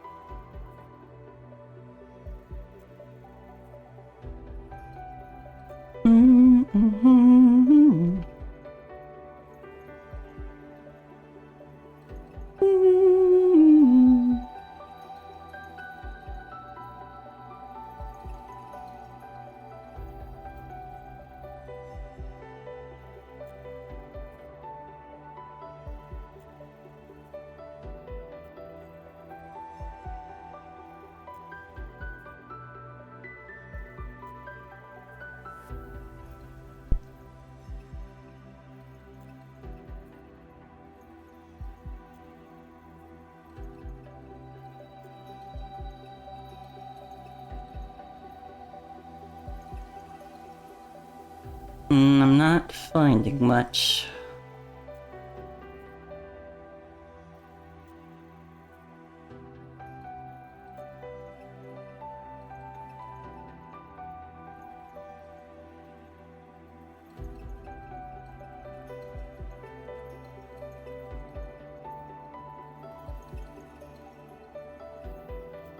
I have to choose. Do I want to keep going until I get to 13? Or do I want to stop here?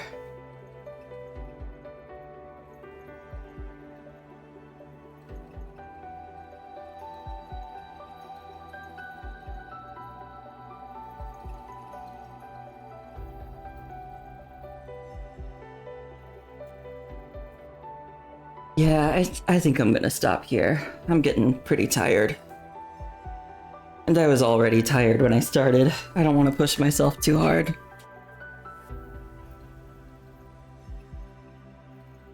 I will stream more of this though, either tomorrow or Friday. Not sure which.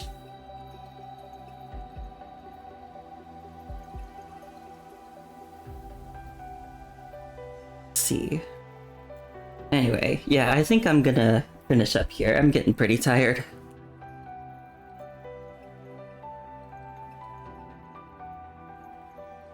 Let's see if anybody's still streaming. Bane is still streaming. I don't think we've raided him in a little bit. Oh no, wait, we totally did. Okay, instead, let's go raid JP, who's working on some art. Alright. Yeah, thanks for coming, everybody. I will be back either tomorrow or Friday. Hopefully a bit better rested. And yeah, we'll keep doing more of this new story chapter. Alright, thanks everybody for coming along. I'll see you later. Hope you all have a good rest of your week. Bye bye!